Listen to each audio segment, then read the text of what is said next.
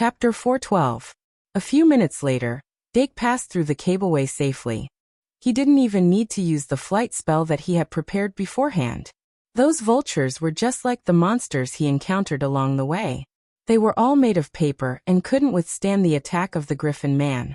After he successfully stepped on the black soil, he praised the Griffin Man and put it back into the magic card. Then he continued to move forward. Their destination, Hellcrown, was right in front of them. According to the message from Professor Shi-Erfu, White and the others had all entered Hellcrown and were in the final stages of the attack. Since Hellcrown was the center of the entire ritual, the monsters guarding it naturally wouldn't be as weak as before. The difficulty of the attack would be greatly increased. However, with the help of Tom Nixon and Professor Ryan Hux, it wouldn't be difficult for White to pass through. The difficult part was that this was a ritual with the hero as the core. As the hero, White had to rely on his own strength as much as possible. The rest of his companions could only be used as embellishments and couldn't overshadow the main character. At this point, he needed Tom Nixon, who understood part of the script, to guide him. Guide the hero to crusade against the Demon King. This was also one of the missions of the magician character played by Tom Nixon. Remember the URL. MVIP, can't you? 6. In addition, Ryan Hux, as the old grandpa character, was an old disabled man on the surface and wouldn't easily make a move. He fit the description perfectly. Of course, the current situation was unknown. Professor Midia could only see that the light dots representing them had gathered together. She didn't know if they had met. Perhaps Ryan Hux was still observing in the dark. The purpose of Ryan Hux's trip tonight was just as he said to Dake before. It was to track down the red-haired woman who played the role of the Demon King, Ophelia Blood. Ophelia deliberately walked in front of him and successfully lured him out. The entire ritual seemed to be going smoothly so far. If it wasn't for the digital message from Ophelia Blood using the door card, Shi-Erfu and Professor Midia wouldn't have been alerted at all. It was because they trusted Ophelia Bullard. Did something happen to Ophelia Bullard before she contacted Professor Shi-Erfu?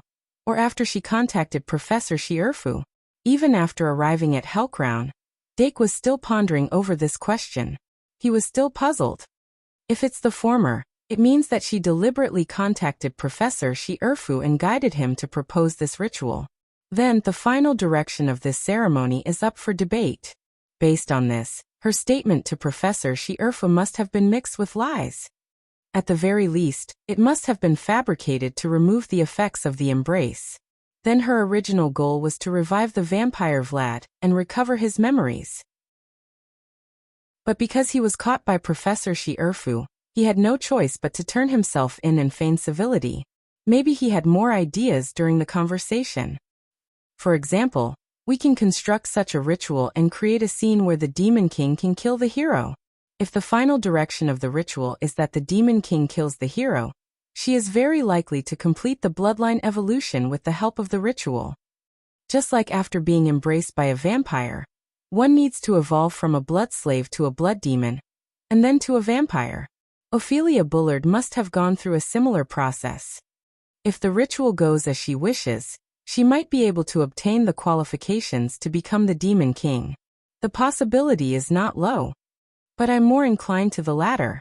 If it's the latter, there's a high probability that the ritual itself affected her and prompted the completion of the embrace. After all, she is the Demon King defined by the ritual. Although human nature is complicated, Ophelia Bullard is the mother of the White Gouda. Even a vicious tiger won't eat its cubs. I hope so. The moment he stepped into the Devil King city, a cold aura suddenly spread out, causing him to shiver involuntarily. Dake glanced at the broken walls around him and found many traces of battle. He pondered for a moment and said in a low voice, "Little devil beast, track." The little devil beast that was flying in the air in the form of a familiar immediately activated the tracking ability exclusive to familiars. Its eyes widened as it quickly gathered information. Its body unconsciously flew in a certain direction. Dake warned the lion beast and the Diru beast respectively and followed behind cautiously. Because the hero was the core, White and the others wouldn't be able to conquer too quickly. Professor Midia was also keeping track of their progress. There was still plenty of time. The entire Hellcrown was a real replica. The internal roads were everywhere. The deeper they went, the harder the little devil beast's tracking ability was. Dake had to take out the Dream Demon magic card and confirm the route with the traces along the way. He then moved forward. The demons along the way were mostly cleared by the hero and the others, so he didn't encounter any obstacles. Not long after, dark had already penetrated deep into the Demon King city. Should be there soon? Dake felt a premonition in his heart and slowed down his footsteps. His current thoughts were just guesses. His mission was to ensure the smooth progress of the ritual. Even if something happened to Ophelia Brad, as long as the ritual itself didn't go wrong and the final ending of the hero kills the Demon King was successfully constructed, the embrace in Ophelia Brad's body could be successfully removed. In other words, as long as the Demon King was killed during the ritual, it would be fine. The difficult part was that the Demon King was a bloody concubine, one of the heroes of the Golden Era. Against a hero of the Golden Era, what are my chances of winning? No, I'm getting excited. At the top of the spiral clock tower, Professor Shi-Erfu, who was still in the pumpkin carriage, narrowed his eyes and looked at the breeze in his hand. The breeze that was supposed to have no form was like dough in front of his 2 fingers, and could be kneaded at will. Midya, what do you think the chances of success are? Professor Shi-Erfu repeated his question countless times, and Midya replied impatiently, 100%. Professor Shi-Erfu's face became serious. I'm talking to you. Moonlight flashed in Professor Midya's eyes. Suddenly, her expression changed. It's about to begin. Professor Shi-Erfu frowned and immediately reached out his hand. The wisp of wind spirit that had been kneaded into a thin needle immediately trembled violently. Then the wisp of wind spirit's blessing, hidden in Dake's hair, vibrated at the same time and made a vague sound. The final battle has begun. Dake instantly focused and drew a paradise card in his hand. Lion. Here. After the lion answered, it quickly squatted down. Dake turned around and sat on its shoulder. It raised its hand and supported Dake's body. Then it stood up straight. Dake's field of vision instantly increased. He stabilized his body and immediately said, "Get ready. Let's go." Almost at the same time, a slightly muffled explosion that was offset by the heavy walls suddenly sounded. The lion didn't need to be ordered and immediately flew toward the source of the sound. The Dilu beast followed like the wind. The little demon beast flapped its wings and followed closely behind. They crossed the road in the blink of an eye. We're here. The lion beast stopped at the entrance of the majestic palace and didn't reveal itself. Inside the palace, Ophelia Brad leaned on the throne with a trace of laziness on her face. The huge throne that was inlaid with treasures was too big for Ophelia's normal human body. She leaned on the throne as if she was leaning on a bed. A head full of blood-red hair flowed down like a waterfall, following the throne to the ground, casually accumulating on the ground like a pool of water. During the ceremony, Ophelia Brad had completely removed her disguise. Not only did she reveal her true hair color, but she also revealed her exquisite facial features. Her skin was white to the point of being pale. Her deep eyes and high nose bridge, coupled with her petite and sensual lips, were abnormally three-dimensional. On her left cheek, starting from the corner of her left eye all the way to her jawbone, there was a thin blood pattern that looked like a musical note. It was enchanting and dazzling. Following her slender neck all the way down, her collarbone was exquisite and delicate. Her slightly sunken shoulders seemed to be sucking in her soul. After releasing herself to her heart's content, Ophelia Brad's heart was surging and broad. Her tight dress perfectly outlined her body's curves and was as prominent as a mountain range. From head to toe, she exuded a strong charm. This was completely different from the information and photos that Dake saw from Professor Shi-Erfu regarding Scarlet Blood Concubine. Scarlet Blood Concubine as a student was supposed to be an introverted and shy black-haired girl. The Scarlet Blood Concubine on the battlefield became gentle and skilled, generous and graceful. If what I see in front of me isn't an act. Dake took a deep breath and looked at the audience. The final battle of the ceremony hadn't started for long, but the situation was developing in an unexpected direction. As the precious combat power of the hero side, the third-year top student, Tom Nixon, had fainted on the ground. Ryan Harks, who seemed to have suddenly appeared and saved Tom Nixon, was using his crutches to give him emergency treatment. Hero White and partner, Earbook, were standing in the middle of the hall. It looked like they were in a daze. Dake quickly analyzed the information in front of him. Tom Nixon was the person who held part of the script. If Ophelia Brad wanted to lead the ceremony in the direction she wanted, she had to deal with him first. The lie covering the ceremony couldn't be exposed. Although Tom Nixon wasn't weak, because he knew the script, he wasn't vigilant against Ophelia Brad. It was reasonable for him to be defeated. That explosion just now was probably the sound of Tom Nixon's emergency defense being shattered. As for why White and Earbook were in a daze, Dake couldn't figure it out. His gaze continued to search, and finally fell on the blood array on the side of the throne. The array was emitting a blood-red glow, and there was a liquid flowing quickly like blood. A glass bottle with a diameter of 13 centimeters was floating quietly on top of the array. The glass bottle was filled with a transparent liquid. There was a baby with flesh and blood curled up in it. This was no doubt the infant of the vampire Vlad. Dake felt the Dream Demon magic card tremble, and finally had a relatively comprehensive understanding of the situation. "Come out." Just as Dake was trying to continue observing, Ophelia Brad said lazily from the throne. Her scarlet eyes looked directly at the side without any concealment. Dake knew he had been discovered. He jumped down from the lion beast's shoulder and stepped into the hall. It was a spacious hall with finely carved pillars and lampstands embedded in the walls. The hall was brightly lit under the illumination of the fire. The golden-haired youth with an elegant bearing crossed the protruding threshold and strode forward at the exact same pace. "Good evening, Madame Ophelia Brad. This is the third time we've met. Including the eye contact during the duel festival, it could be considered the third time." While Dake was thinking, Ophelia Brad suddenly said, "Good evening, Yvette's child. I've been waiting for you for a long time." Dake frowned slightly. Ophelia Brad stretched out her slender index finger and pointed at the glass bottle floating on top of the array on the side of the throne. The baby in the bottle suddenly opened its eyes, and a crimson-red light burst out from its eyes. The Dream Demon magic card hidden in Dake's sleeve immediately buzzed, and once again released a scarlet light beam that shone on the baby. Dake's frown deepened. Ophelia's smile deepened. Dake Diming's sudden appearance and his 2 sentences of conversation changed the atmosphere of the scene. Ryan Harks was the first to notice him, and his dignified eyes flashed. He had wanted to shout at him and warn him to leave quickly, but the 2 sentences that followed Dake and Ophelia made him suddenly alert, and he began to have doubts about Dake Diming. He only cautiously looked back and forth between him and Ophelia. White Gouda and Earbook Broheim were a bit slower to discover that someone else had entered the hall. The 2 of them turned around at the same time.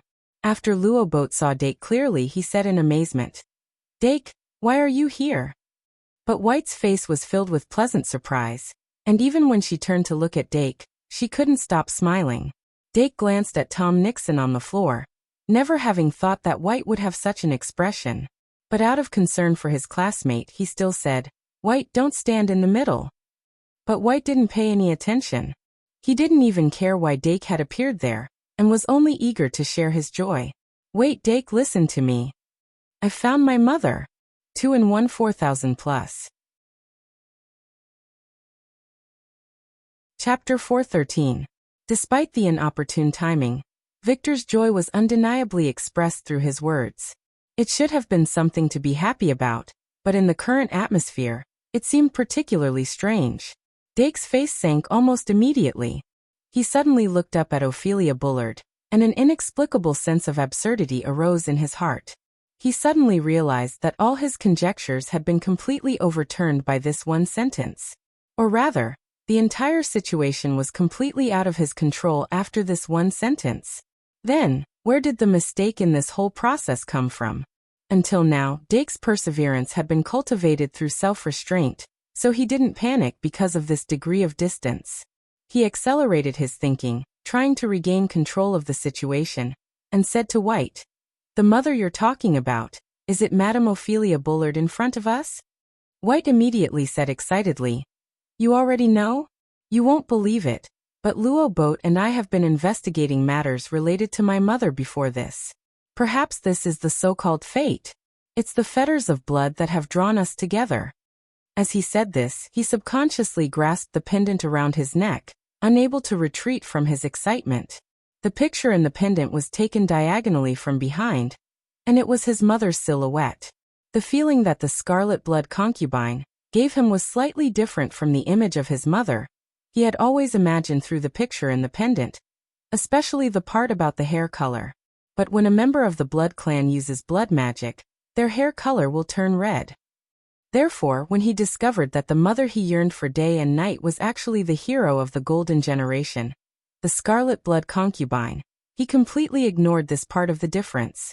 Moreover, his mother was actually still alive, and she was one of the legendary heroes. Just these 2 points alone were enough to make him so excited that he ignored these differences. But his excitement didn't seem to affect Luo Boat beside him. Dake even saw a trace of embarrassment on Luo Boat's face. Dake's eyes flashed and he said in a low voice, "What made you think that Madame Ophelia Bullard was your mother?" "You think?" "No." White immediately raised her hand and gestured repeatedly. "I don't think, I believe. Let me tell you." I could feel the surge of blood in my veins. It was so surging that the moment I saw her, I knew she was an indispensable existence in my life. As for that senior. At this point, Victor suddenly pointed at Tom Nixon, who had already fainted, and angrily shouted, "He actually deceived me." Dake glanced at Tom Nixon and met Ryan Harks's eyes for a split second. "How did he lie to you?" White said angrily. "He said that my mother is a vampire who snuck into the academy to revive the Demon King. The Demon King was clearly still sealed and was not dead at all. How could I believe such a stupid lie? And how could my mother be a vampire? She's from the Blood Clan, a pure human." White shouted excitedly as he opened his arms and stared into Dake's eyes. His eyes widened as much as he could, but there was an indescribable meaning in them. Dake understood in an instant. Based on the current situation, Tom Nixon did not gain White's trust very well. This could be seen at the beginning of the ceremony. When Tom, White and Luo Boat appeared in front of him, it was in the form of a chase. Tom probably used some underhanded means to lure White and Luo Boat into the secret passage. Even after entering the secret passage, the relationship between them did not ease up. Professor Midya could only use the stellar eyes and the barrier to observe their position and analyze their movements based on the fluctuations of the ceremony. Inevitably, there was an error in her judgment. In addition, Professor Ryan Hux, who entered the secret passage in order to track down Ophelia Blood, had also entered the secret passage. Although the 4 of them did come to the final battle according to the ritual, the process before this did not completely develop according to the ritual. Until the final battle. The moment White saw Ophelia Blood, he relied on his naturally sharp senses to detect the blood relationship between himself and Ophelia Blood. Perhaps the blood flowing in his body, the blood of the Blood Clan, caused this to happen. Dark could totally imagine that with Victor's temperament, it was very likely that when he first met Ophelia Bullard, he would blurt out "Mother." Then Tom Nixon, who had a premonition that the ceremony might go wrong because of this, might do something. For example, he loudly shouted at Ophelia Blood's crime to lead the hero to attack the Demon King. But Tom Nixon, who was immersed in the script, probably would not have thought that he was just a chess piece in a game within a game. Ophelia Bullard had no intention of cooperating with him at all. With a single move, she knocked him unconscious. However, Tom Nixon's words had an impact on White in the end. He probably already noticed Ophelia Blood's abnormality, but he didn't want to face it. Therefore, when he saw Dake appear, he couldn't wait to share his joy with Dake and try to get approval from him. He wanted Dake to tell him that Ophelia Blood was not a vampire, but just his mother. That was why he was so hysterical. However, Dake Dimming was not gentle to that extent. After sensing White's current state of mind, Dake only said in a deep voice, "White Gouda, do you still remember Professor Mitya's prophecy? History is always the same, reincarnation never stops. You will eventually become the hero, draw your sword, and use your heart to feel what is real." White Gouda was stunned for a moment. He stared at Dake's eyes for a long time, but he only saw the calmness in those green eyes. A sense of powerlessness suddenly rose in White's heart. He suddenly turned his head and faced Ophelia Bullard again. Although he would say a few words sometimes, his experience in the academy this year made him, like Luo Boat, trust Dake Diming's ability and character from the bottom of his heart. It was a kind of subtle influence. The same words, when spoken by Dake and when spoken by Tom, were destined to have a different effect. Seeing Dake Diming easily change White's mind, Ophelia Blood could not help but reveal a trace of a smile. When the trace of a smile appeared, it was as if there were bright red flowers blooming behind her, making people unable to help but be intoxicated. This kind of natural charm was like the colorful scales of a poisonous snake, beautiful but highly poisonous. White was momentarily bewitched by this smile, but Dake's words still lingered in his ears. He fiercely clenched his teeth and pulled out the Holy Sword Curse card from his card pack, trembling as he cast the usual summoning spell. The first time he cast the spell, he failed, but the second time he succeeded. An intense golden light burst out from the Holy Sword Curse card, condensing into a holy sword of light in his hand. The outline of the holy sword was still blurry, but the aura of the holy sword was obvious enough. The dazzling holy light to Ophelia Blood was like thick smoke, making her squint her eyes involuntarily. She quietly watched White's actions without any resistance. After successfully summoning the holy sword, the hero bloodline in White's body gradually boiled, resonating with the holy sword. Then he widened his eyes, and when he looked at Ophelia Blood again, he directly saw the layer of demonic shadow that shrouded her body like a bloody mist. White's familiar, the Minotaur, was a small devil. Therefore, he was no stranger to the aura of the demon race. Not to mention, he had close contact with the vampire, Brad. As a result, his lips began to tremble uncontrollably when he glanced at her. It's actually true. Dake looked at the Diru beast with an inquiring gaze, and the Diru beast nodded. Dake could not help but sigh. At the end of the ritual, Ophelia Blood exposed her aura as a demon without any concealment. That was already beyond the scope of acting. This proved that her embrace had been completed, and she had completely become the Demon King's blood slave. However, the blood of the blood race did not make her lose her rationality, or she directly skipped the blood slave stage and became a blood demon or a vampire. With Dake's own knowledge, he could not distinguish the difference between blood slaves, blood demons, and vampires. He could only make a rough judgment. Fortunately, it seems that there is still room for redemption. Dake carefully observed Ophelia's reaction, and his thoughts quickly turned. The overall direction of the ritual was not changed. If Ophelia Blood was demonized during the ritual, then as long as it continued, there was still a chance for her to become a human again. This was the characteristic of the ritual itself. Before the ritual ended, everything was not set. If Ophelia Bullard had been demonized before the ceremony, then all they had to do was to defeat her here. There were two possibilities. The things that needed to be done were the same. He just needed to draw the sword.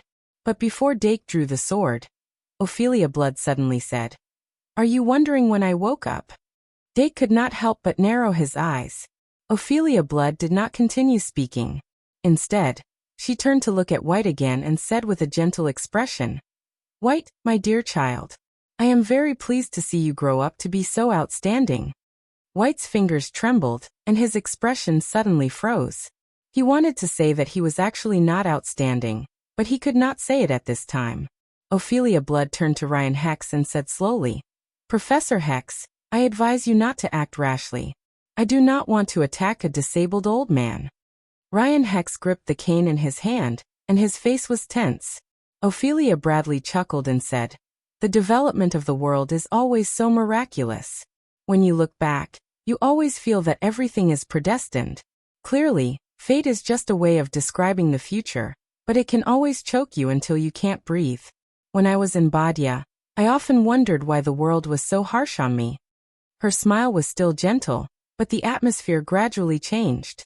As the last clansman of the Fresh Blood clan, Ophelia Blood had experienced countless sorrows. The destruction of the Fresh Blood clan, the death of her entire family, the embrace of the Demon King, and the death of the hero she fell in love with in the final battle. She could not even witness the growth of her child. Just as she said, The world was so harsh on her that she did not even have the strength to complain. Among the people present, the person who knew the fresh-blood concubine's story the most was undoubtedly Dake. However, Dake had only viewed the fresh-blood concubine's story from the perspective of a spectator, and did not have much empathy. It was only now, in this special atmosphere, that he seemed to suddenly realize something. He had a direct understanding of the fresh-blood concubine's experience. He fell silent as a result, and his throat was slightly blocked. On the other side, White was at a loss. He did not know what Ophelia Blood was saying, but he subconsciously wanted to clutch at his heart. He was also somewhat out of breath. To him, tonight's experience was filled with the absurdity of the Beckett doctrine. He had clearly embarked on the hero's journey to eliminate evil. Although the journey was difficult, he had relied on his own efforts and the help of others to smoothly pass. However, when he reached the final castle, the final boss he encountered was his own mother. He tried to immerse himself in the ecstasy of finding his mother and forget everything else. However, someone popped the bubble with a finger. He did not know how to respond to his mother's praise. He was at a loss. Ophelia Blood straightened her body on the throne. She turned her head to look at everyone in the hall. This time, she spoke in a very low voice. Hero Brett God. War God, Yvette St. Dimong, Sun Warrior, Sunamontier Folly. As she muttered, the blood flowing on the magic array on the side of the throne suddenly boiled. The baby in the bottle opened his mouth and let out his first cry since his rebirth. Let the world feel pain. Ophelia Blood stomped her foot and stood up from the throne. Her demeanor and eyes suddenly changed. Her long red hair cascaded down like a waterfall, flowing like mercury. The atmosphere suddenly changed. Paradise. At that moment, Dake threw away all his sympathy and concerns and poured the magic power he had accumulated for a long time into Paradise. The Paradise, which was sandwiched between his index and middle finger, flashed across his eyes like lightning. A strong light instantly burst out from the card. Violent magic power surged in all directions, densely packed like a network. Buildings that seemed to have been moved out of a fairy tale world rose one after another. 2 in 1 4,000 plus. Chapter 4:14. Rumble. The rumbling sound of the building rising resounded throughout the hall. Dake Diming's eyes were like torches. A huge Ferris wheel rose from behind him and instantly pierced through the ceiling of the hall. A merry-go-round with colorful lights hanging on it appeared beside Ryan Hux. He quickly grabbed the unconscious Tom Nixon and leaped away with one foot. But when he landed, the roller coaster's tracks rose like a dragon and brought the two of them into the sky. A light melody accompanied the spinning of the merry-go-round. A canal descended from the sky, and a boat floated out from the bottom of the river, causing a huge splash. Countless colorful lights suddenly fell from the ceiling. A huge plaster statue of the evil tyrant Xiongzi appeared on the left. The first website was https://m. Vipcanchu. VIP. The cries of ghosts and monsters came from the haunted house door on the wall. With Dake as the center, more than half of the hall was covered by Paradise. In just a moment. It was the first time that Paradise was summoned in such a large area, but Dake was not attracted by it at all. He was fully focused on the hero of the Golden Generation, Blood Mistress. The second magic card was already flipped to his fingertips. This is a variant of Claire's Zoo? Ophelia Brad instantly sensed the nature of Paradise. Her pupils shrank, and she was a little surprised. She thought that after watching Dake's competition at the Duel Festival, she would have a better understanding of his strength. But she did not think that it was just the tip of the iceberg. But this is good too. Thinking up to this point, Ophelia Brad suddenly drew a magic card with a blood-red background in her palm. She flicked 2 fingers and the magic card had a bloody light flowing in it. As a graduate of the Shungmalian Academy, Ophelia Brad was naturally an outstanding magus. The magic card that was fused with blood magic turned into a drop of thick blood after the successful summoning. Drip! After a crisp sound, the blood seemed to have merged with the ground, and then seeped up from the ground and suddenly spread out. Whoosh! With the infusion of a large amount of magic power, the blood suddenly expanded, turning into a surging tide that surged in all directions. With Ophelia Bullard as the center, Half of the hall was instantly covered by the surging tide of blood. The blood waves bounced back when they hit the wall, creating a turbulent blood vortex. White and Luo Boat, who were standing in the middle of the hall, were only stunned for a moment before they suddenly realized that their surroundings had undergone a drastic change. In front of him was the blood tide, and behind him was the paradise. "Let's go." Robert grabbed Victor's arm and dragged him into the theme park while he was still in a daze. The ground beneath his feet had already been covered by flat stone tiles. Clusters of green plants drilled out from the ground, and gorgeous flowers bloomed one after another. As soon as the two of them retreated into the paradise, they were washed away by the blood tide. A torrent of energy burst forth, and the momentum of the blood tide was defeated by the paradise. After losing the momentum to charge forward, it poured onto the ground and flowed into the gaps between the stone bricks. The entire huge hall was thus divided into two. In the name of Dake Dimming, I summoned the magic book secretary. Dake did not hesitate to start the next round of magic book summoning. Located in the paradise, every magic book spirit belonging to the paradise could be summoned in 2 seconds. As the magic book appeared in his hand and opened, Dake began to set up the field as quickly as possible. The lion beast and the Dilu beast suddenly took a step forward, guarding in front of him like loyal guards. Dake's magic power gushed out like a tide, and it did not become unstable because of the rapid summoning. His unique magic power talent was displayed incisively and vividly at this moment. Snap! Ophelia Bullard, who had completed the summoning of the Blood Origin realm, raised her hand and snapped her fingers. After a moment, an extremely complicated magic array appeared beside her. The magic array floated above the blood, causing the flow of the blood to suddenly change. With the magic array as the center, it gathered and gradually formed a huge whirlpool. A pillar-shaped object condensed from blood burst out from the center of the whirlpool. Gurgle, blood bubbles appeared at the top of the pillar-shaped object, and it continued to multiply until it finally condensed into the head of a monster that looked like a snake and a wolf. The monster's head suddenly opened its bloody mouth as soon as it condensed, and a glowing ball of blood quickly condensed in its mouth. Roar! With a roar, the blood-red ball of light suddenly shot out. A glaring blood-red pillar of light instantly crossed the space and shot towards Dake. Beast King Fist. However, the lion's roar, which was mixed with the name of the move, surpassed the sound of the explosion of the light pillar. The lion-shaped energy wave suddenly rushed out and bit towards the light pillar that burst out. Boom! The two energy waves exploded in the air. Although the Beast King Fist swallowed the light pillar, it also dissipated. The lion beast maintained its punching posture, and its aura was awe-inspiring. However, immediately after, magic formations appeared one after another around Ophelia Brad like flowers blooming.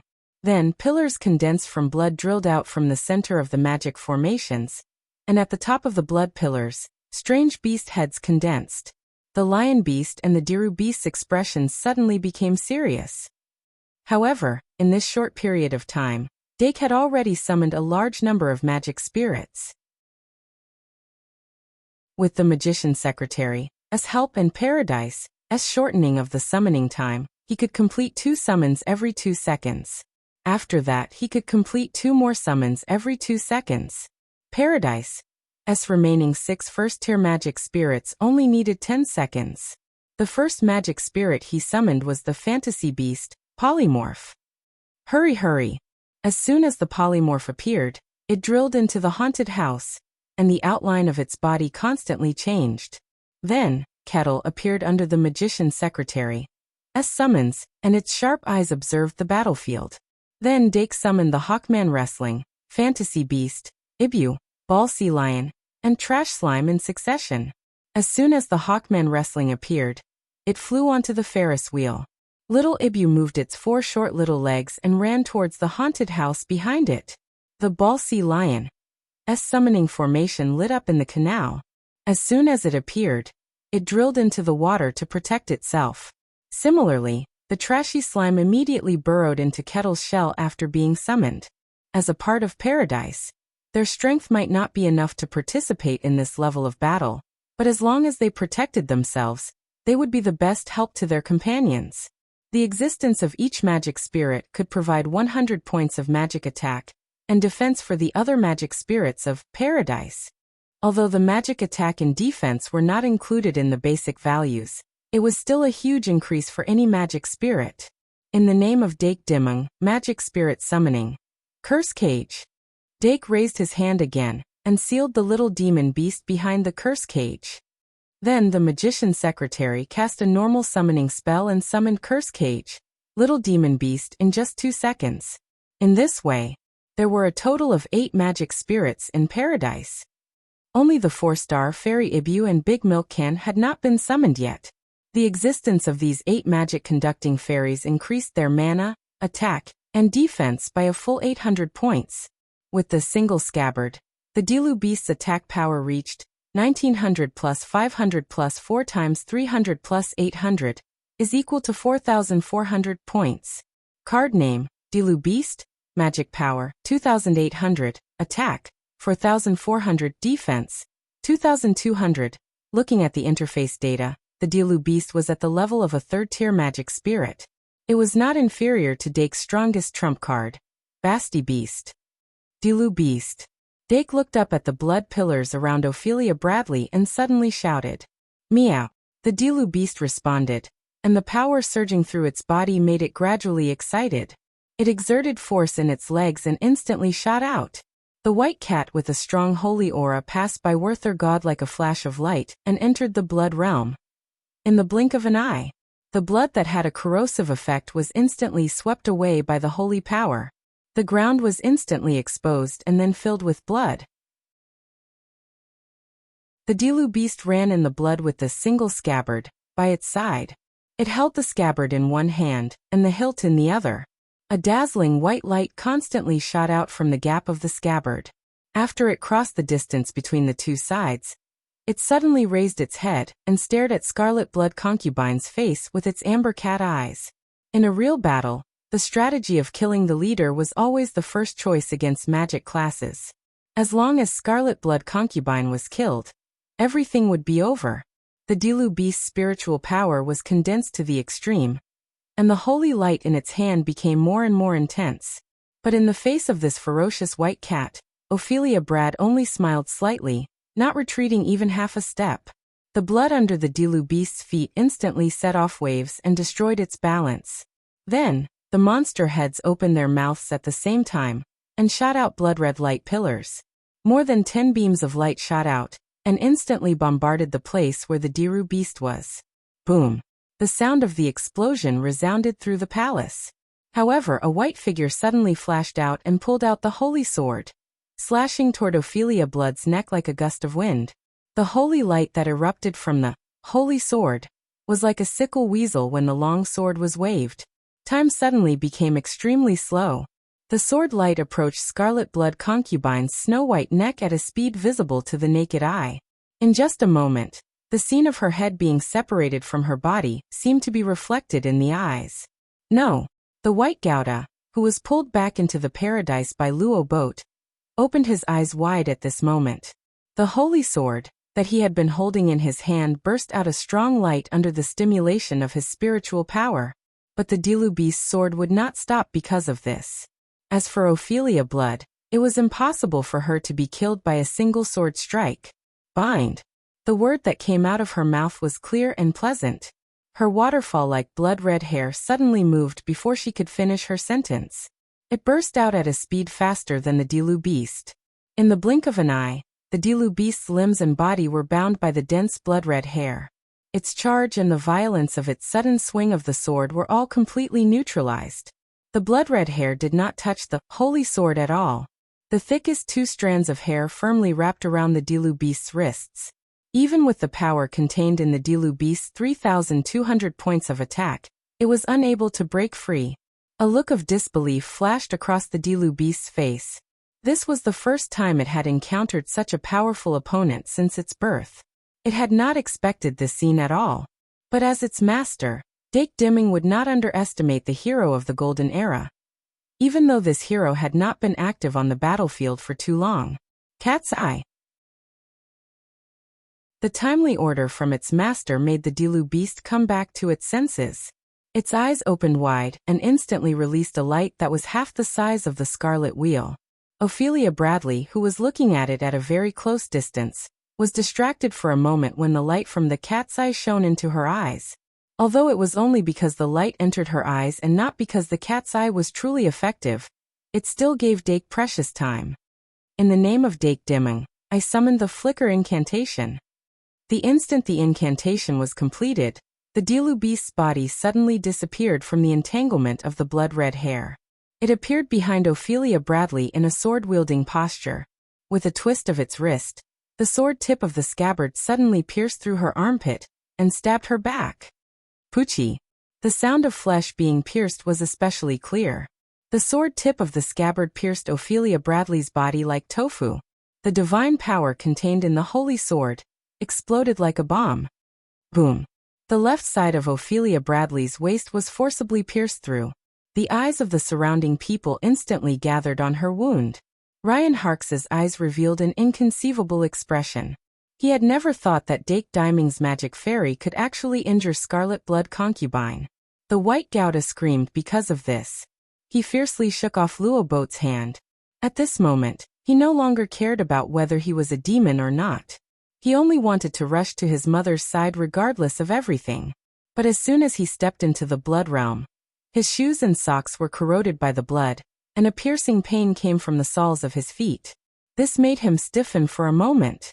It was this moment of stiffness that made him realize that there was no blood spurting out from the terrifying wound on Ophelia Bradley's waist. Instead, there was blood soaking the surface of the wound, and the wound was rapidly growing new flesh and blood. Ophelia Bradley's expression did not change. She did not even turn her head to look at the Dilu beast behind her. She had a very clear understanding of the Dilu beast's brave qualification, and the holy sword in its hand. She clearly understood the degree of damage that the combination of these two would cause to her. But that was it. She was the blood concubine, the last inheritor of the blood clan, the controller of the power of blood. She was not inferior to the healer of the saintess, of the Holy Church, the healer who was given the title of princess. The divine power that had absolute restraint against the demon clan was easily removed from the wound by her. The bowl-sized wound healed in just a few seconds. The new skin was tender and delicate, emitting a faint luster. The Dilu beast that landed behind her was extremely shocked when it turned its head, so much so that it stopped its attack on the spot. Dake Diming's pupils contracted. He had a better understanding of the blood concubine's strength, but he had already prepared for this. The Dilu beast that held the single scabbard was his trump card to deal with the blood concubine who had turned into a demon. But it was not his only trump card. In the name of Dake Dimming, I summoned the Bliss 3 Moon. The chanting of the magician's secretary sounded in his ears, and the light of bliss illuminated half of the field. Monster suddenly came out of the haunted house. Bathed in the light of bliss, its body continued to expand. Dake had already started chanting the next magic card, Pride Eye. Under the effect of these two magic cards, Monster's star level broke through the first tier and reached the second tier. With the haunted house's bonus on transformation, it could break through the star level limit and replicate part of the third tier magic elves. At the same time, it could also replicate part of the data of individuals other than the magic elves. This meant that it could replicate the data of a 6-star individual of the third tier. And this time, the target that Dake chose to transform was the blood concubine. Transform, ever-changing monster. Under the blazing light, the monster's light purple jelly-like body quickly grew taller and bigger. It actually transformed into an individual that was no different from Ophelia Blood in terms of appearance. Even though the polymorph monster only had the strength of Ophelia Brad when she was a 6-star, and only had a portion of her stats, with the support of Paradise, it could still obtain the strength of a 7-star or even an 8-star. Card name Magic Beast Monster. Type, Elf card, Level, *******, Race, Demon Attribute, Dark Magic Power, 400 plus 800 plus 1000. Attack, plus 800 Defense. Plus 800 Ultimate Skill, Blood Magic Incomplete. The feedback from the magic card, Magic Beast Monster, made Dake even more confident. The biggest flaw of the monster's transformation was the lack of magic power. However, with the support of Paradise, its magic power of 400 increased by 800 points. As it transformed into the Blood Concubine, it received the support of the Blood Realm Field Effect, which increased its magic power by 1,000 points. Now it had 2,200 points of magic power. The monster had probably never experienced such a surge of magic power before. It was unusually excited as it let out a joyful cry. It was just that it was a little strange to hear the Blood Concubine cry out in a hurry. However, other than Luoboat, no one else paid attention to this. Ultimate skill. Blood magic? Although it's incomplete, at least I've successfully replicated part of the data. Dake quickly ordered. Monster, use blood magic to disrupt Ophelia Blood. Hiss. The monster nodded slightly. This time, it squeezed out a word of yes from its mouth. It was obvious that it had taken a big step forward in speaking human language. The atmosphere suddenly changed. The appearance of the second Blood Concubine caused a huge wave of blood in the Blood Realm. White Gouda turned to look at the clone of her mother. Her face relaxed because Ophelia Blood's wound had healed, and she revealed a subtle expression. On the other hand, Ophelia Brad couldn't help but reveal a look of astonishment. Dark didn't use 100 Faces monster during the Easter Duel Festival, so she had some misunderstandings about 100 Faces monster. She originally thought that no matter how magical this magical fairy was, it was only limited to the transformation of other magical fairies of the same rank. She did not expect it to be able to transform into herself as a magus. While frowning, she immediately released her perception to sense the variegated monster. The Diru beast, who had regained its senses, attacked again. However, Ophelia Blood's hair seemed to have grown eyes. Without any command, it automatically flew back and wrapped around its limbs. Its expression changed abruptly, and it jumped away quickly, looking at Ophelia Blood with a vigilant expression. Ophelia Blood's expression relaxed a little. Obviously, she had discovered that the Blood Concubine that the monster had replicated was still weaker than her strength. However, the monster's transformation still pressured her. It's time to be a little more serious. Under everyone's gaze, Ophelia Blood took out the second magic card. This magic card was different from the Blood Realm. It exuded a kind of neutral and peaceful aura. The appearance of this aura was very abrupt in Ophelia Blood's hands. But in fact, most of Ophelia Bradley's magic cards were like that. Although it was not of the light attribute, it did not have the dark feeling. Come out, Blood Boy. After only 3 seconds of summoning, a ball-shaped magic fairy was quickly formed. This magic fairy's body was not big. It floated in the air like a balloon. It had a cat-like head and stubby limbs. However, its star level was only 1 star. Card name, Fantasy Beast Blood Boy. Type, Fairy card. Level. Race, Fairy species attribute. Fairy type, Magic power. 100 plus 1000 attack. 100, defense. 100, ultimate skill. Blood Spring, Blood Desire. The unique aura of the fantasy beast immediately attracted the Dake's attention when the Blood Boy appeared. Gurgle, the Blood Boy patted its belly and spat out bubbles. Ophelia Blood bent her fingers, and the blood under the Blood Boy's feet quickly outlined the shape of a magic array. A blood magic array appeared. Then, a large amount of blood poured into the Blood Boy's body with the blood magic array as a boundary. The ball-sized magic guide sprite began to expand at a terrifying speed. In the blink of an eye, it had become bigger than Ophelia Blood's body, and it was still expanding. Dake's eyes narrowed. He realized that the rarity of this fantasy beast was no less than Eevee and the shape-shifting monster. He took the opportunity to look at the magic card in his hand and made a choice between Bliss 3 and Pride 3. In the name of Dake Dimming, I summon Bliss 3. The little demon beast immediately went into the light of Bliss 3 and completed its evolution from Little Demon Beast to Heidi Road Beast. The Heidi Road Beast was not as strong as the Demon Beast, but Dake had already begun to prepare to summon the Basti Beast. Heidi Road Beast, use Sword Dance. The Heidi Road Beast immediately held the single scabbard in front of him and looked at the sword with full concentration. The face reflected by the sword was filled with a strong desire to fight. Its aura suddenly rose. The turbulent airflow spread in all directions, dispersing the blood that was rushing over again and again.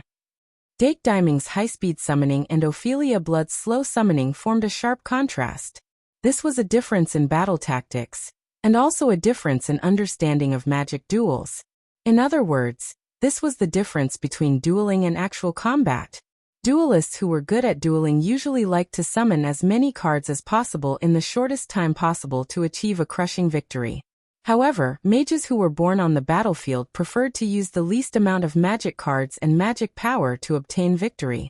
They were not in a hurry to use all their cards because they would always have more than one opponent. Of course, this did not mean that mages who were actual combat could not summon at high speed. Sometimes they just did not want to do so.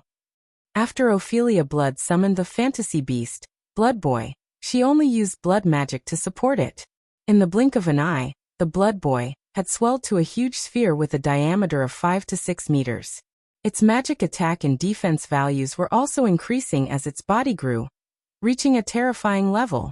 Its 4 thick and short limbs were now completely shrunk into the huge sphere. Ophelia Blood touched the fantasy beast that had followed her for many years, and then patted it lightly. The Blood Boy began to roll violently. At the same time, the monster's head on top of the more than 10 blood pillars opened its mouth again. Obviously, they had completed a new round of charging, and the second round of light beams was about to shoot out. Rumble! The Blood Boy's rolling momentum was shocking, and it rolled toward the boundary of paradise, with a crushing momentum. While it was rolling, its body was still expanding. Even the tall lion beasts became relatively small in front of it. However, the lion beast was not afraid. After a violent roar, the lion beast suddenly pushed out 2 palms, forcibly stopping the Blood Boy's rolling momentum. Then the Heidi Road beast, which had completed its evolution, quickly rushed forward and threw a cat fist at the Blood Boy. Rip! The sharp cat claws tore an extremely long claw mark on the Blood Boy's skin. However, the Blood Boy did not care at all. It opened its mouth and inhaled. More and more blood flowed into its body, causing the blood around it to be sucked dry. After that, it did not use self-destruct, like other monsters of its kind, nor did it grow any strange tentacles. Instead, it simply turned its mouth behind itself and exhaled. The energy accumulated in its body exploded instantly, like a rocket launcher, giving itself a terrifying thrust. The lion beast's expression changed instantly. It could not hold on any longer, and was knocked down by the Blood Boy, in an instant, flying to the side. The Blood Boy, which had knocked the lion beast away, was unstoppable. It looked like it would crush all the buildings in the theme park and kill all the lives in it. However, Dake Diming only called out, "Kettle! Hurry, hurry!" Kettle's eyes suddenly became sharp, and the white light that represented its superpower burst out instantly. Ultimate skill. Equal power distribution. The Blood Boy's power was instantly halved. However, its rolling potential did not disappear. Even with the weight of Kettle's body, it was difficult to block the Blood Boy's rolling.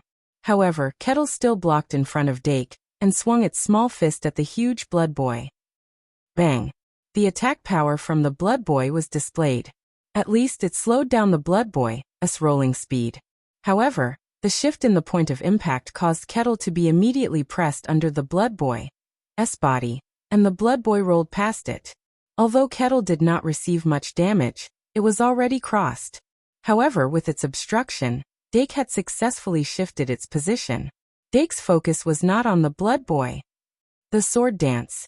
Estilu beast, which had finished charging, raised the holy sword high again and charged toward Ophelia Blood. The blood on its path was instantly separated under the control of the polymorphic monster, making its grip on the ground even stronger when it ran. The sword wind surrounding it could also effectively cut off Ophelia Blood's long hair.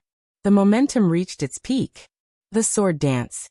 Sword was performed to the extreme. It was unstoppable and could kill all monsters.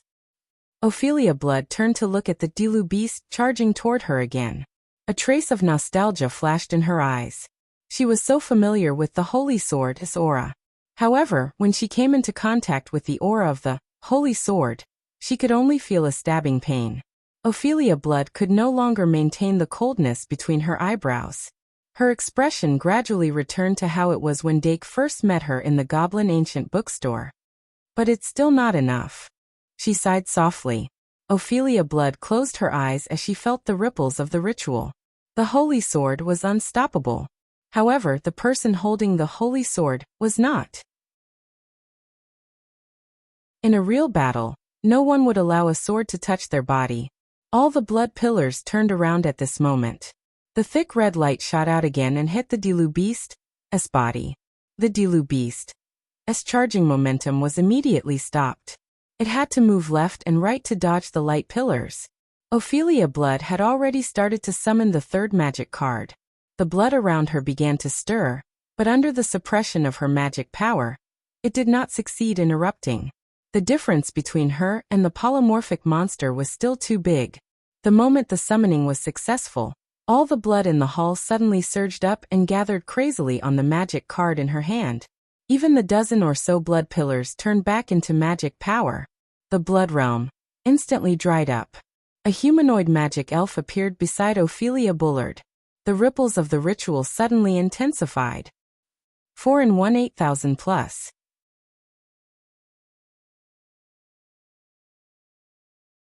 Chapter 415. At the top of the spiral clock tower, Midya Bartholomew stood up abruptly, and her magical energy fluctuated slightly. "What's wrong?" Professor Shi-Erfu asked hurriedly. Professor Midya stared at the direction of the secret passage and said after a while, "The ritual has entered the final stage." Professor Shi-Erfu thought for a while and said with a frown, "Did Dake succeed?" However, Professor Midya shook her head with a serious expression and said, "I don't know." Professor Shi-Erfu immediately said, "How can you not know? What's going on?" Professor Midya said, "When most of the elements have reached the required standard, the ritual will enter the final stage, but the direction of the ritual has changed."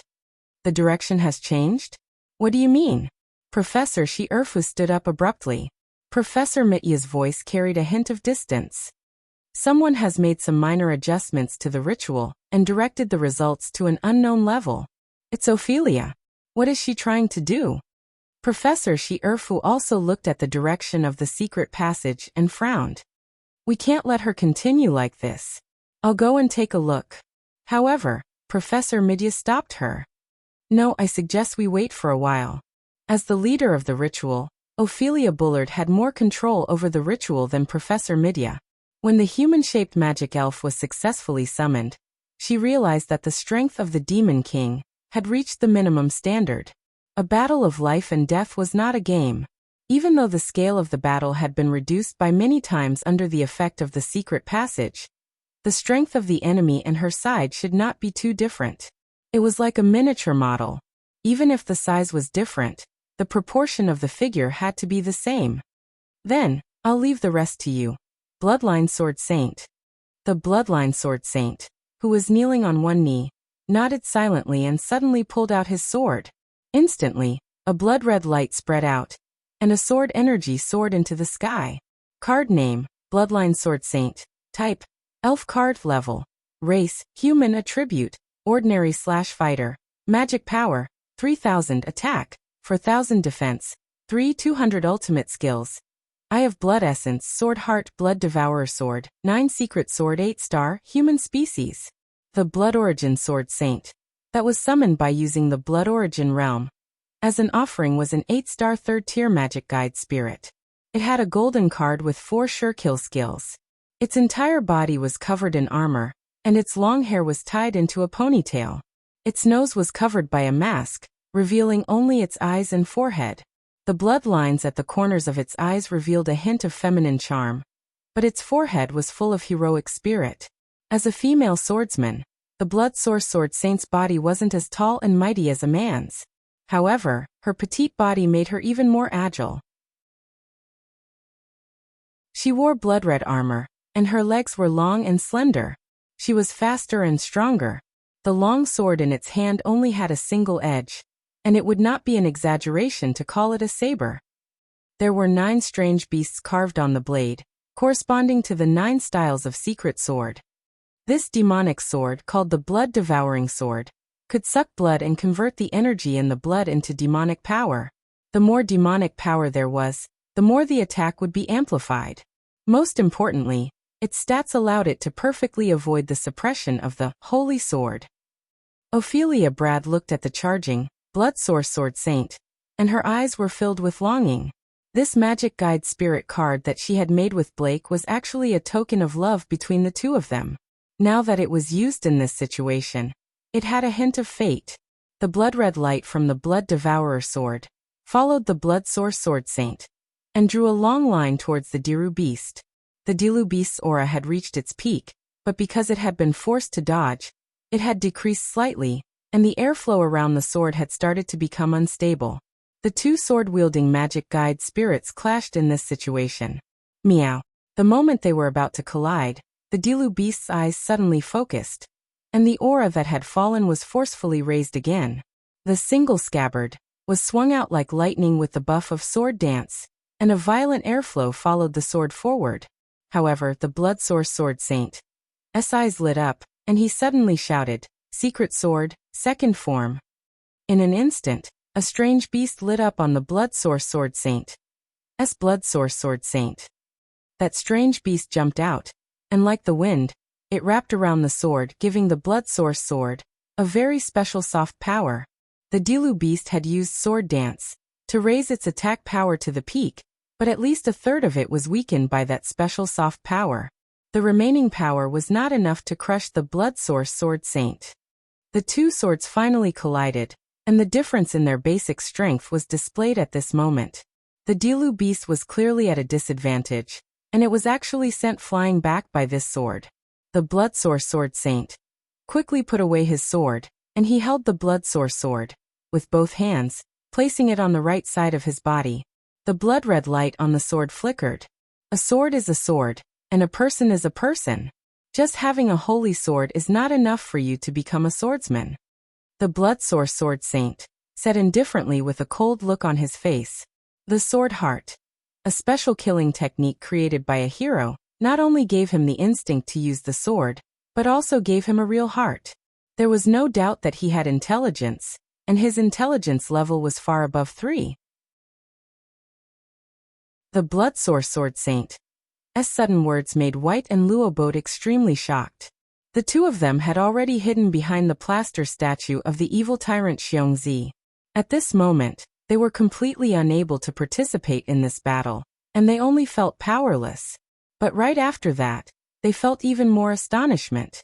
That was because the white cat holding the holy sword had also opened its mouth to speak. Facing an opponent whose strength, speed, and sword skills surpassed him, the Diru beast did not cower at all. It sneered on the spot. "I am not a swordsman." "Is that so?" The blood source Sword Saint did not comment. However, in the next moment, his body suddenly leaned forward, drawing a blood-red shadow in the air, and he suddenly appeared in front of the Diru beast. Secret sword, first form. The blood-devouring sword. Body lit up with the pattern of another strange beast. The blood source Sword Saint held the sword with both hands and instantly slashed out. The Diru beast's reaction was extremely fast, and it almost immediately raised its sword to counterattack. However, the blood source Sword Saint instantly slashed out 3 times, and the blood-red light shot out from these 3 swords overlapped and instantly exploded. Bang! The Diru beast was unexpectedly sent flying again without any room to resist. The star level difference between the two sides was double, and under normal circumstances, there was a great disparity in strength. This time, after sending the Diru beast flying, the blood source Sword Saint did not withdraw his sword. Instead, he spun around and instantly accelerated. Before the Diru beast fell down, he flashed and appeared under it. Then the blood source Sword Saint's eyes focused, and he suddenly raised his body. Secret sword. Wanton form. A dragon-like sword light suddenly shot out from the blood-devouring sword's body, biting at the Diru beast. The Diru beast had nowhere to borrow strength from in the air, and it could not dodge. This was how it should be. However, when that dragon-like sword light flew over, it suddenly twisted its waist in the air, and then with a tap of its foot, its entire body soared into the air, like a rock spreading its wings, rushing into the sky. that dragon-like sword light missed, and its momentum was reduced, and it was scattered by the Dilu beast's sword. Then, without looking at the blood source sword saint, under its feet, its entire body turned into an arrow, fiercely shooting towards Ophelia Blood. Paradise. Dake Dimming put down Pride 3 in his hand. Fantasy beast, Ivan, who was hiding in the haunted house, had already completed its evolution. The arrogant son Ivan stepped out of the haunted house, and the red gem on its forehead released an intense light. In the night, son Ivan's condition was not good, but if it only used psychokinesis to support the Dilu beast, it was more than enough. The Dilu beast let go of its body, allowing psychokinesis to pull it towards Ophelia Blood, and the sword in its hand continued to accumulate power. Not good. The blood source sword saint finally reacted, but just as it was about to turn around to defend, it suddenly felt the energy in its body become chaotic, and it staggered, almost falling to the ground. It fiercely turned its head, and its glowing red eyes stared fiercely at the multiform monster. The multiform monster crossed its palms, aiming at the blood source sword saint, and used blood magic incomplete. With all its might, relying on the blood magic that originated from the same source, it forcefully delayed the blood origin sword saint's footsteps and created the perfect opportunity for the Diru beast to attack Ophelia Brad. At this moment in the palace, Blood Source Realm had already disappeared. Blood Boy hit the wall and stopped rolling, and even the Blood Source Sword Saint had been delayed. Ophelia Blood was completely exposed under the Dilu beast's sword, but she was still calm. She did not even show any intention to use the next magic card. Only her long hair fluttered even though there was no wind. As the Diru beast approached, it suddenly shot out. Mayo! Suddenly the light of telekinesis attached to the blood-red hair, causing it to stop moving at this moment. Sun Ibu's forehead was sweating, and his magic value was rapidly decreasing like a waterfall. In order to fight for this moment of opportunity, he used all his strength. The Dilu beast's eyes flashed, and the moment it landed on the ground, its speed skyrocketed, and it successfully cut into Ophelia Blood's arms. Clang! At this moment, the scabbard resonated with it. The holy light that burst out from the sword drowned the figures of both sides. However, Ryan Hux, White, and Luo Boat, who were staring at this side, did not care about the stabbing pain in their eyes, and they forcefully opened their eyes. In their field of vision, the holy light suddenly extinguished. What replaced it was an even more glaring bloodlight. The Dilu beast's body froze on the spot, and the holy sword that it used all its strength to stab out was wrapped and clamped by the bloodlight. Ophelia Blood only stretched out her left hand, and the bloodlight released from her 5 fingers firmly clamped the scabbard. S-blade. The holy light released from the sword continued to wear down the bloodlight, but Ophelia Blood's magic was endless, and it actually filled up the bloodlight in an instant after it disappeared. On the contrary, the holy light emitted by the scabbard gradually weakened. Light and darkness, God and demon. The so-called restraint has always been mutual. Ophelia Blood's voice slowly sounded. The holy sword can restrain the demon, but it can also be corrupted by the power of the demon. If you only rely on the holy sword, the hero will never reach the end. Brett, you rely too much on the holy sword. Dake Dimming suddenly frowned, and then his face slightly changed. Ophelia Blood's expression at this time was no longer as sharp as when she first stood up from the throne, and the words that came out of her mouth were like a sermon. Who was she talking to? Was it White? However, the current situation did not allow Dake to think too much. He raised 2 fingers, and the fusion that he refined with the help of his senior sister Panduola appeared in his hand. Ophelia Blood's understanding of the holy sword was too deep. In front of her, the Dilu beast could not display the advantage of the holy sword at all. Instead, it would be better to summon the Basti beast. Perhaps by relying on the Basti beast's ability to control blood, he could gain an advantage in battle. As if it sensed Dake's choice, the Dilu beast took a deep breath and quickly used its strength to pull the scabbard out of Ophelia Blood's magic clamp, and then with a tap of its foot, it flew back. During this process, Ophelia Blood did not stop it at all. She raised her eyes to look at the 100 Faces monster beside Dake, and suddenly pointed with her finger. The 100 Faces monster let out a hurried cry, and its entire body suddenly trembled. Its outer appearance instantly changed, and it actually returned to its original form on the spot. Seeing this scene, Dake's eyelids twitched. He never thought that the 100 Faces monster's transformation could be broken so easily. But immediately after, the magician's secretary's summoning conclusion sounded in his ears, making him come back to his senses. In the name of Dake Dimung, I summoned the big milk can. After chanting for more than a minute, the magician's secretary successfully summoned the 4-star magic guide Big Milk Can. The Big Milk Can appeared from the summoning light, and it immediately produced a bottle of milk can. The Dilu beast just happened to return, and straightforwardly stretched out its hand and said, "Give me a bottle." It no longer hid its language ability, and it did not have the energy to care about this matter. Ophelia Blood's strength was omnidirectional, and even the Pride incarnation felt a little powerless. Mumu. The big milk can threw the bottle of milk to the Dilu beast. The Dilu beast opened the bottle and drank it in one gulp. As the warm liquid flowed down its throat, its less than 10% mana quickly recovered to more than half. But after its mana recovered, the Dilu beast did not return to the battlefield. It took a deep breath and threw the single scabbard in its hand to the lion beast, and then looked at the evolved Dilu beast. The Dilu beast was already waiting beside it. The white cat and the black cat only looked at each other for a moment, and they understood each other's intentions. "Are you ready?" Dake asked in a low voice. The 2 magic guide fairies nodded at the same time. "That's good." Dake raised the fusion card up high and suddenly summoned it. A large amount of mana poured into the fusion card like a tide, and the black and white fish on the fusion card suddenly came to life under the influence of the mana. With a shake of its tail, it jumped out of the card, cruising in the air, and rapidly expanding. "Is it coming?" Ophelia Brad's lips parted slightly as she murmured.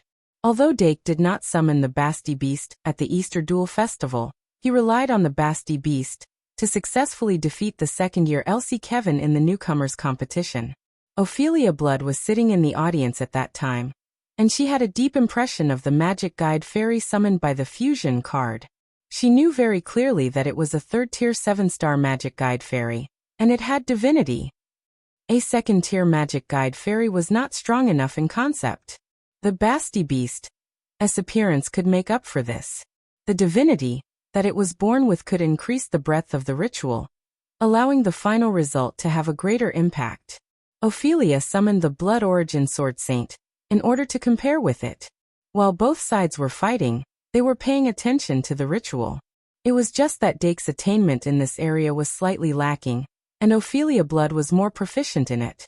As the black and white fishes entered the bodies of the Diru Beast and the black Diru Beast respectively, the 2 magic guide fairies turned into black and white light under the effect of fusion, and they flew into the sky. The black and white light in the sky intersected, one clockwise and one counterclockwise, and they quickly outlined a mysterious and complicated summoning array. The Basti Beast, that had not been seen in a long time, slowly walked out of the summoning array. Its figure was still graceful, and its steps were still enchanting. The pink hair that it inherited from Bliss gave it a dreamy sense of beauty. The cat ears that poked out of its long hair were fluffy and cute, and the 2 slender cat tails had a hint of mischief. Its delicate face was covered with a light purple veil, and the cool outfit exposed a large area of its furless abdomen. Its soft and delicate skin shone with a faint luster. Its round breasts were wrapped in tadpole-shaped pink cups, and it was soft and full to the touch. The chi tattoo branded on its abdomen gave it a wild feeling. The pearls, gems, and gold rings that covered its body gave it a symbol of wealth. Mysterious and rich. Flirtatious and enchanting. The 4 limbs that retained the characteristics of a beast, and the sharp claws added an intoxicating sense of danger to it. The combination of the Diru Beast and the Black Diru Beast reduced the number of individuals belonging to Paradise by 1. However, the summoning of Big Milk Monster made up for this shortfall. When the Basti Beast appeared, it had an additional 800 points of magic attack and defense. Card name, Basti Beast. Type, Fairy card. Level. Race, Demi-human. Attribute, Dark, Magic power. 3,500 4,300.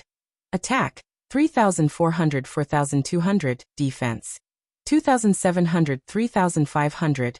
Killing skill, Chaos Vampires Dance. From the data on the interface, the Basti Beast, which was also a gold card, had surpassed the 8-star Bloodborne Sword Saint. However, it did not have a weapon, so it was at a disadvantage in terms of true attack. Therefore, it did not hesitate to reach out its hand to the Lion Beast. The Lion Beast was stunned for a moment. Originally, when the Diru Beast threw the single scabbard to it, it thought that the Diru Beast had entrusted the Holy Sword to it. It never thought that it was not entrusted but temporarily stored. There was a moment of silence. The Lion Beast, who was not good at rejecting, finally threw the single scabbard back to the Basti Beast. After the Basti Beast took back the single scabbard, it showed a charming smile to the Lion Beast and said frivolously, "You're quite tactful." The Lion Beast's face suddenly darkened, and it wanted to punch it in the face. However, the Basti Beast did not look at it anymore. It gently swung the holy sword that countered its own attribute and walked elegantly to the Blood Boy behind it. After the Blood Boy knocked down half of the wall, it turned its body with difficulty. Seeing the Basti Beast approaching, it rolled over without hesitation. "I'll use you to test my sword." The Basti Beast twisted its wrist and changed the direction of the blade. Then, without any skill, it slashed down at the Blood Boy. Whoosh! The Basti Beast withdrew its sword. An extremely long crack appeared on the Blood Boy's skin from top to bottom. Like a balloon that was cut open, a large amount of gas spurted out. Then, bang! This originally 1-star magic illusion beast exploded into a bloody mist.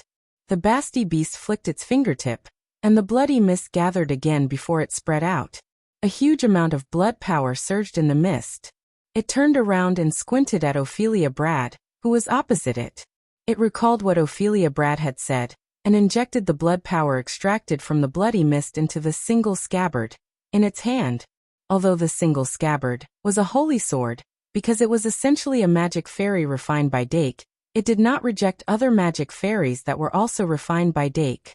The Basti Beast did not control the power of darkness. Instead, it injected blood power into the sword and successfully dyed the holy sword the color of blood. It could not help but smile. When it wielded the sword, it felt as if it was its own arm. Attack power, 4,200 6,300. The intensity of the ritual has increased again. On the top of the spiral clock tower, Midya, who was in the pumpkin carriage, suddenly said, "Professor," she Erfu asked for the umpteenth time. "There won't be a problem, right?" But this time, Professor Midya's tone was very decisive. "There won't be." On the Ferris wheel, Ryan Harks had been observing. His initial plan was to rely on Dake to find out some of Ophelia Brad's true strength, and then he would act when the opportunity arose. In his expectation, his attack would be like a thunderbolt, killing with one blow, and ending the battle directly. However, Ophelia Blood had displayed her true strength in subtle ways, and he quickly realized how absurd his thoughts were. 10 years later, Fresh Blood Concubine had become even stronger. In contrast, he was more aware that he was already an old man behind the times. This made him feel a little sad. But his gun was not rusty. Once the opportunity arose, he would still act. He just became more cautious. After the sword test, the Basti Beast walked out of the boundary of the paradise, with sensual cat-like steps, and came to the center of the palace. It did not attack Ophelia Brad. Instead, it pointed its sword at the Bloodline Sword Saint, and smiled. The Bloodline Sword Saint turned to look at its master. Ophelia Bullard nodded at it and said softly, "Go." The Bloodline Sword Saint's eyes lit up, and his fighting spirit was suddenly overflowing. It stepped toward the Basti Beast. With every step, the sword intent that was forced out by the sword heart rose a little, gradually becoming as majestic as the sea. The Basti Beast flicked its finger, causing the blood mist to disperse and envelop its body. It knew very well that its consciousness and reaction were definitely not as good as the Bloodline Sword Saint, but the blood mist would make up for this weakness. Once the Bloodline Sword Saint entered the blood mist, every move would be completely grasped by it. The distance between the two sides was shortened in an instant.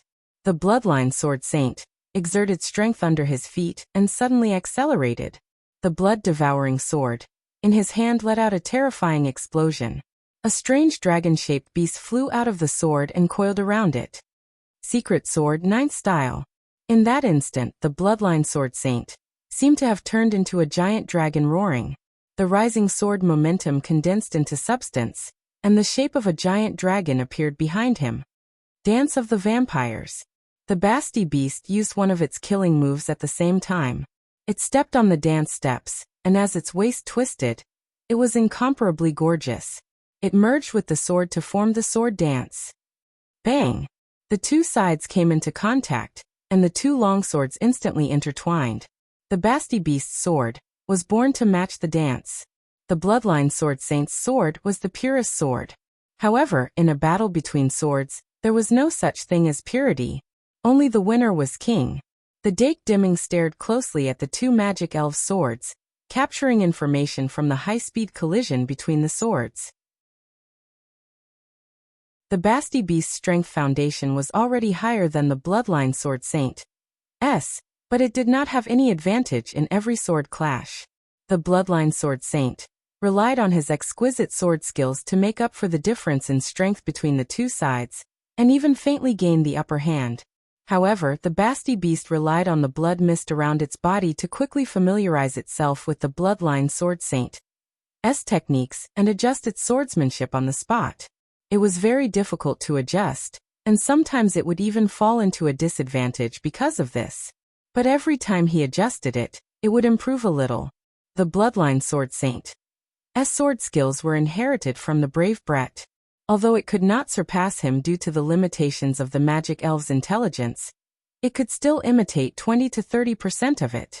No matter how intelligent the Basti beast was, it was impossible for it to learn so much in such a short period of time. However, even if it only learned a little bit, it would still benefit it greatly, because it originally did not know how to use a sword at all. They are both 8-star magic elves, but the difference between this bloodline sword saint and the vampire count is like heaven and earth. As the battle between the two magic elves deepened, the combat strength of both sides became more and more clear. Dake could not help but think of the 8-star vampire count summoned by the vampire Vlad. In front of the bloodline sword saint, the vampire count was as immature as a child.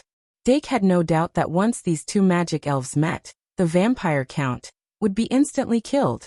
Under the same circumstances, not only did the Basti beast survive, but it also became braver as it fought. Time passed bit by bit, and the sword fight between the two magic elves became more and more intense. However, the owners of the two magic elves only watched from the sidelines and did not do anything else. The entire hall seemed to have become their exclusive duel ground. 1 minute, 2 minutes, 3 minutes. Suddenly, the bloodline sword saint's sword momentum inexplicably weakened, and the Basti beast suddenly slashed the blood-devouring sword's sword. The bloodline sword saint held his sword to parry and was forced to take a step back. The Basti beast was instantly blessed. Its sword momentum was continuous, and the second combo slash was instantly swung out. In that instant, its basic attack increased by 50%. That was an increase of 1,700 attack.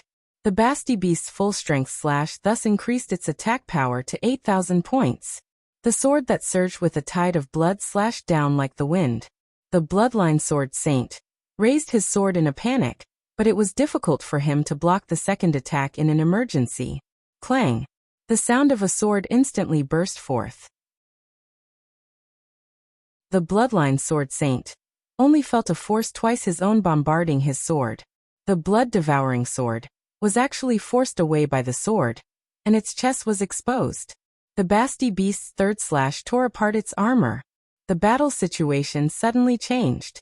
Although the Basti beast's third slash did not have the enhancement of a surekill skill, it still displayed an attack power of 6,300, causing a rather fatal blow to the bloodline sword saint.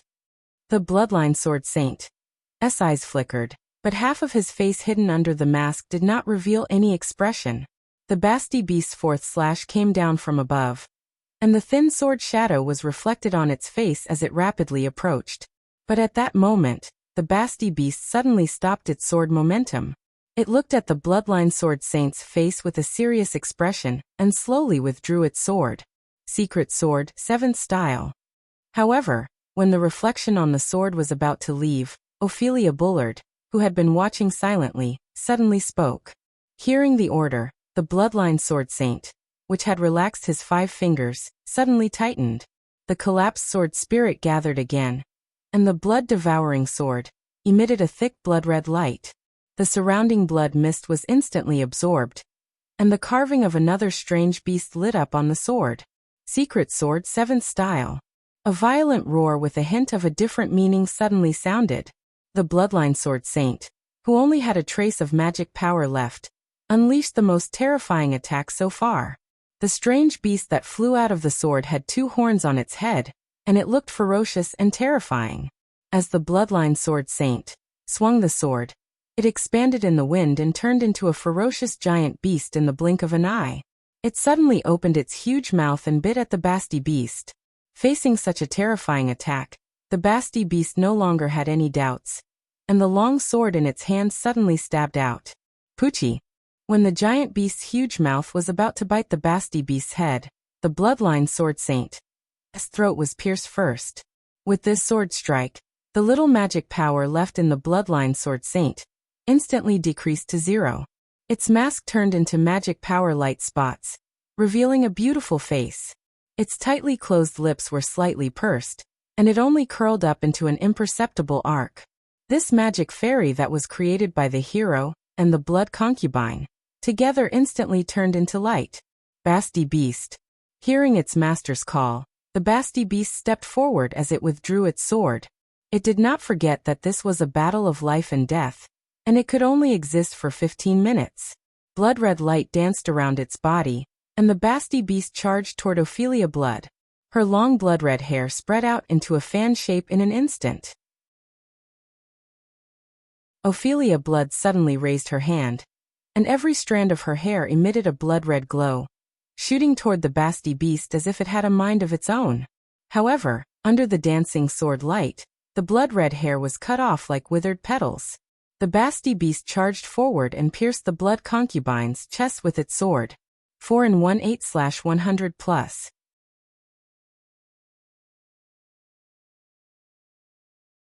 Chapter 416. Puff. When the blood spurted out, even the Basti beast did not expect the sword to pierce through the blood concubine's chest so easily. It had thought, stunned. The Basti beast suddenly raised its head and met Ophelia Blood's eyes. It didn't see any pain or hatred in those eyes. Instead, there was a water-like gentleness. It's finally over. Blood Maiden's red lips parted slightly, and a smile appeared on her pale face. In that instant, an extremely strange fluctuation suddenly appeared in the void. That fluctuation instantly spread out like ripples, penetrating the layers of secret passages, and entering the barrier enveloping the castle. Countless stars were reflected on the barrier, but they disappeared in a flash.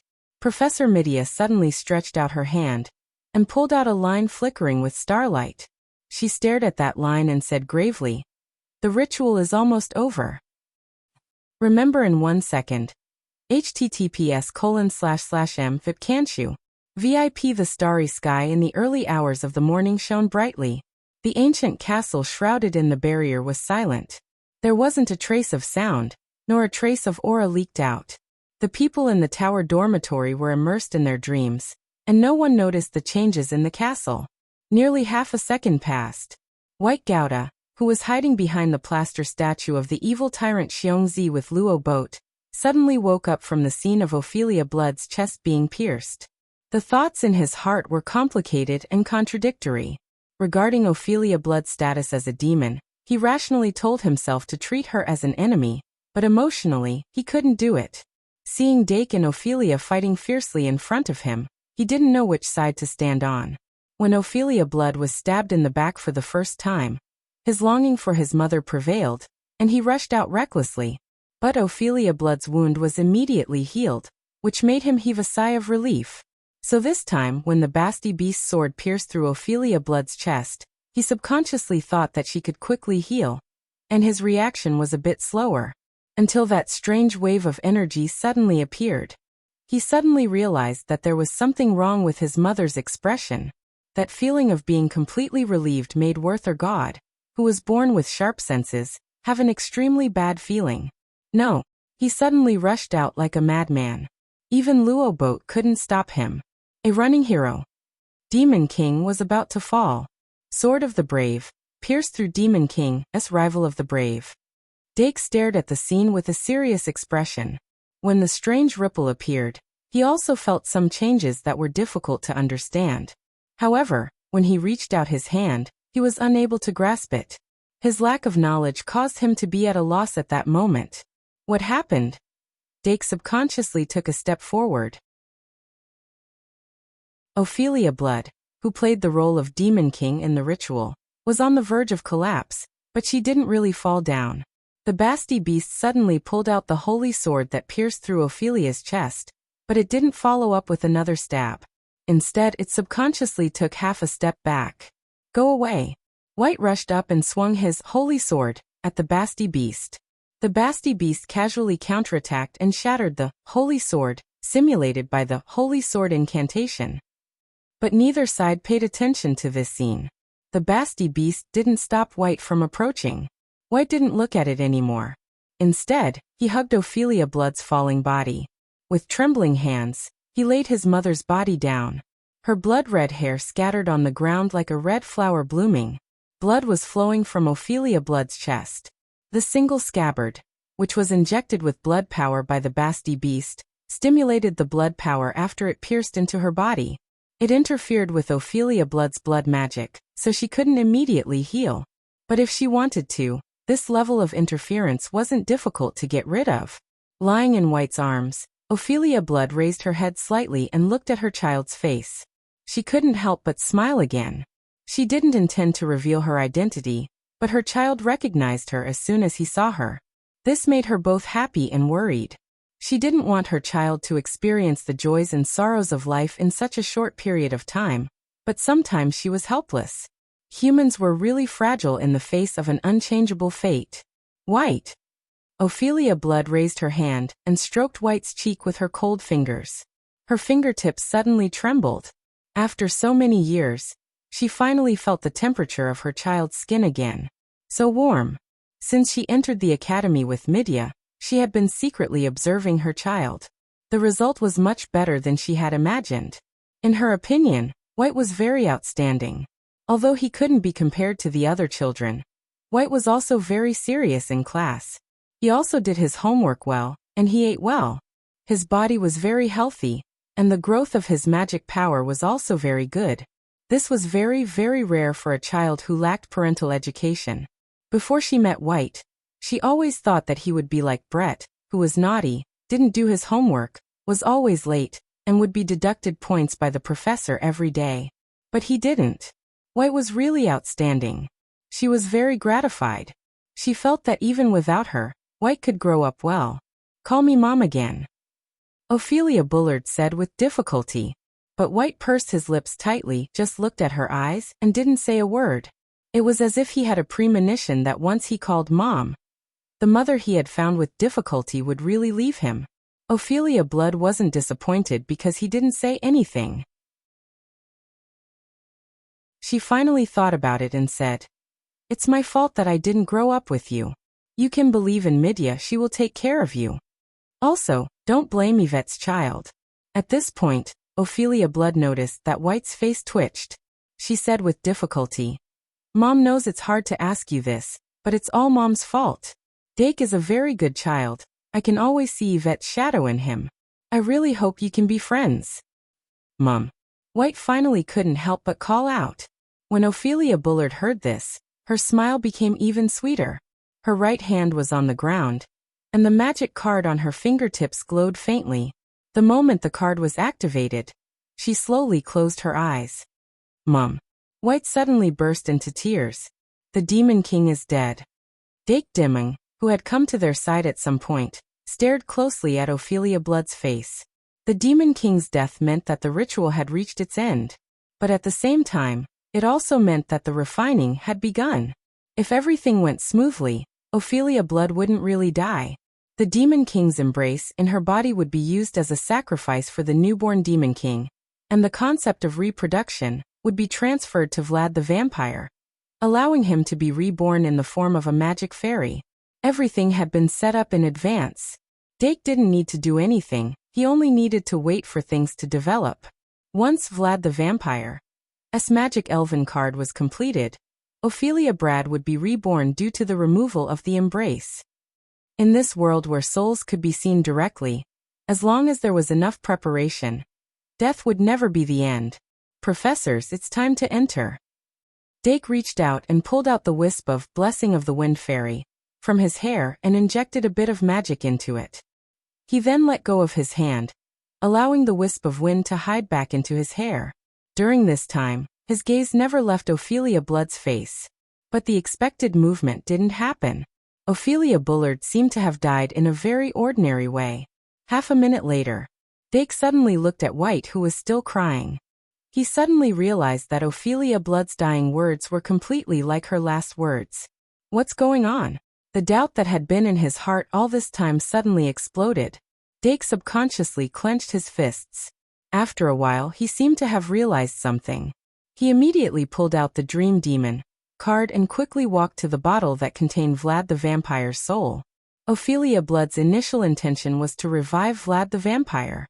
Dake didn't think this was a lie, because there was no need for her to lie in such a place. But now, Ophelia Blood directly gave up on the idea of reviving Vlad the vampire. What was she trying to do? Was there a more important purpose? Dimung, you look very confused. Just as Dake was gradually getting anxious, Ryan Hux appeared beside him. Professor. Dake suddenly turned his head and asked, "Can you tell me the real purpose of your visit to the academy?"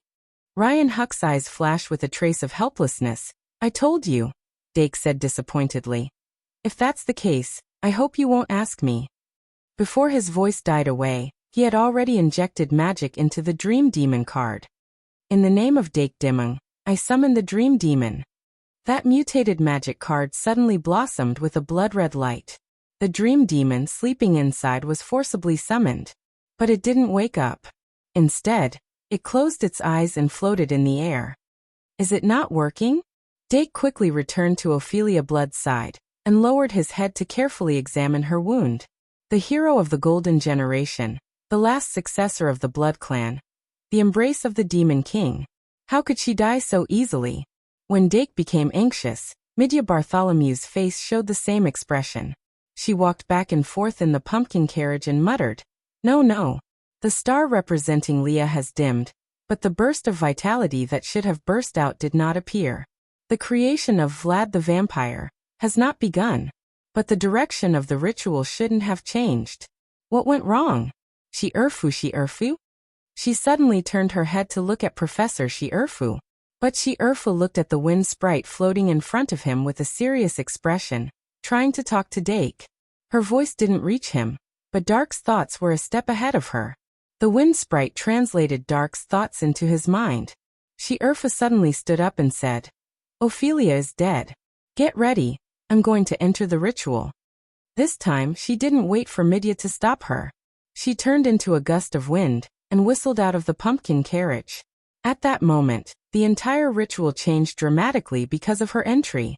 The ritual that had entered the final stage was extended once again after it was instantly elevated. While Dake was observing Ophelia Blood's wound, he suddenly noticed the magic card under her left hand. He couldn't help but squat down and reach out to pick it up. White subconsciously wanted to push him away, but halfway through, she suddenly remembered Ophelia's last words. She suddenly sniffed and pulled her hand back. Dake smoothly picked up the magic card and immediately turned it over. It was obviously not a magic sprite card. There were only 2 lines drawn on the card. One was a blue line, the other was a red curve. The 2 lines were parallel to each other at the beginning and suddenly bent at the end. Dake couldn't help but frown. What kind of magic card is this? It's the Great Prophecy spell. Ryan Hux's voice suddenly sounded and answered Dake's question. It's the Great Prophecy spell? Dake suddenly looked up at him, his eyes flashing. Ryan Hux said, "I've seen this magic card before." Although he didn't know how she got her hands on it, This magic card should have been a secret treasure of the saint. It's one of the rare divine cards in the world that can really interfere with fate. The so-called divine cards were cards that contained the power of God. Dake didn't care about whether it was divine or not. He tried hard to recall the knowledge that Professor Midya once taught in the astronomy class. The Great Prophecy spell can interfere with fate and distort fate on the basis of prophecy. However, some people think that it can only help the prophet to observe another path of fate that is different from the one in the prophecy. Ryan Hux added, "That's how it is, but in fact, it's not as useful as imagined. I mean, its real effect is actually not ideal." But this is the secret passage of the Shung Malian Academy. Dake stared at the Great Prophecy spell in his hand, his eyes flashing. The appearance of this Great Prophecy spell finally opened his mind, and the clues in his mind suddenly connected. Finally, there seemed to be a plausible explanation for Ophelia Bullard's actions up to this point. She wants to change fate. She wants to kill the Devil King. 2-in-1-4/100+.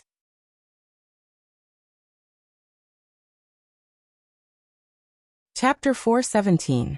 Dake took a deep breath. His thoughts had always revolved around copying history, but he had never thought that he could change history. Because history had already happened, even if he changed the copied history in the ritual, he could not truly change the existing fate.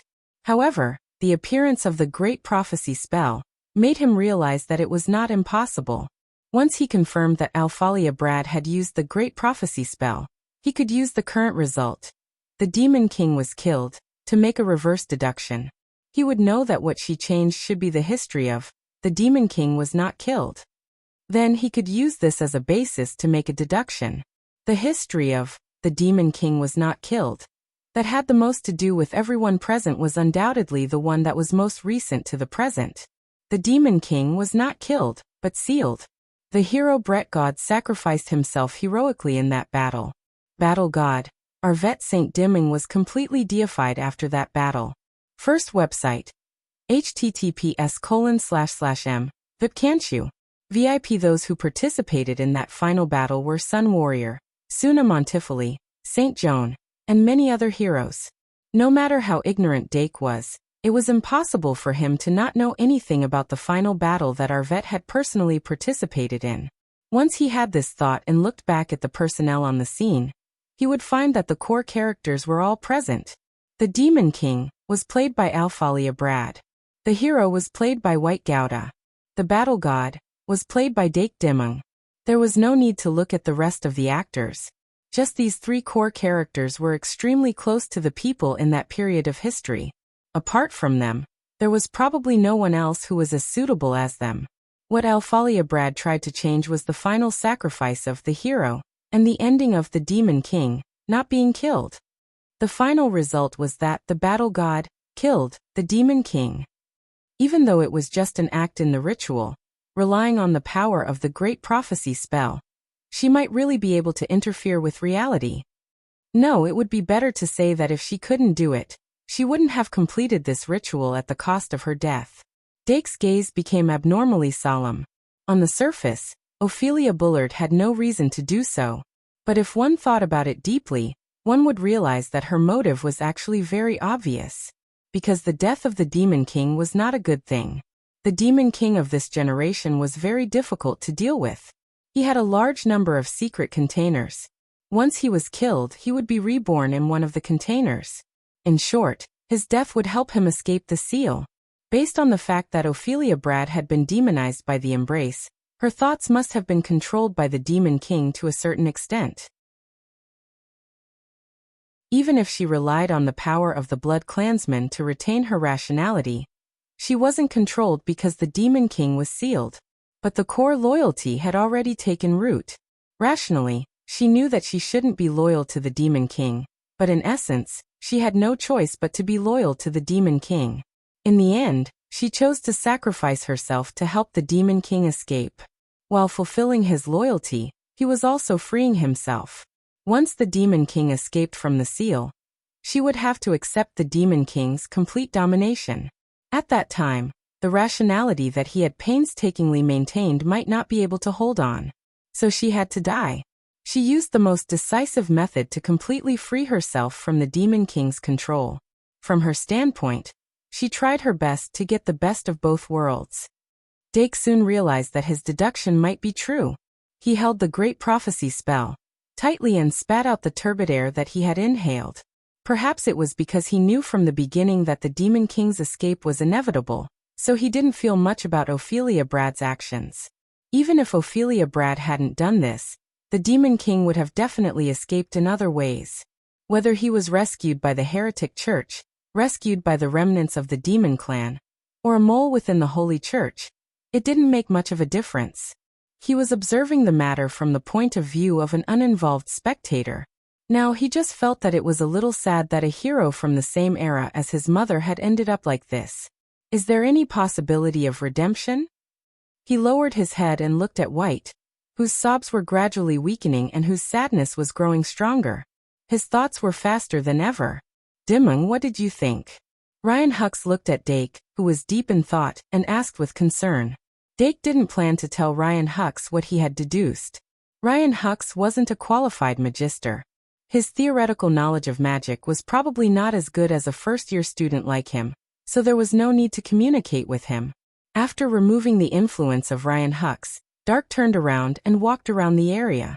His gaze finally fell on the bottle floating above the magic circle. Let's ignore the effects of the Great Prophecy spell on reality and focus on the inside of the ritual. Ophelia Bradd still died as the Demon King, and she's playing the role of the Demon King who has a lot of vessels.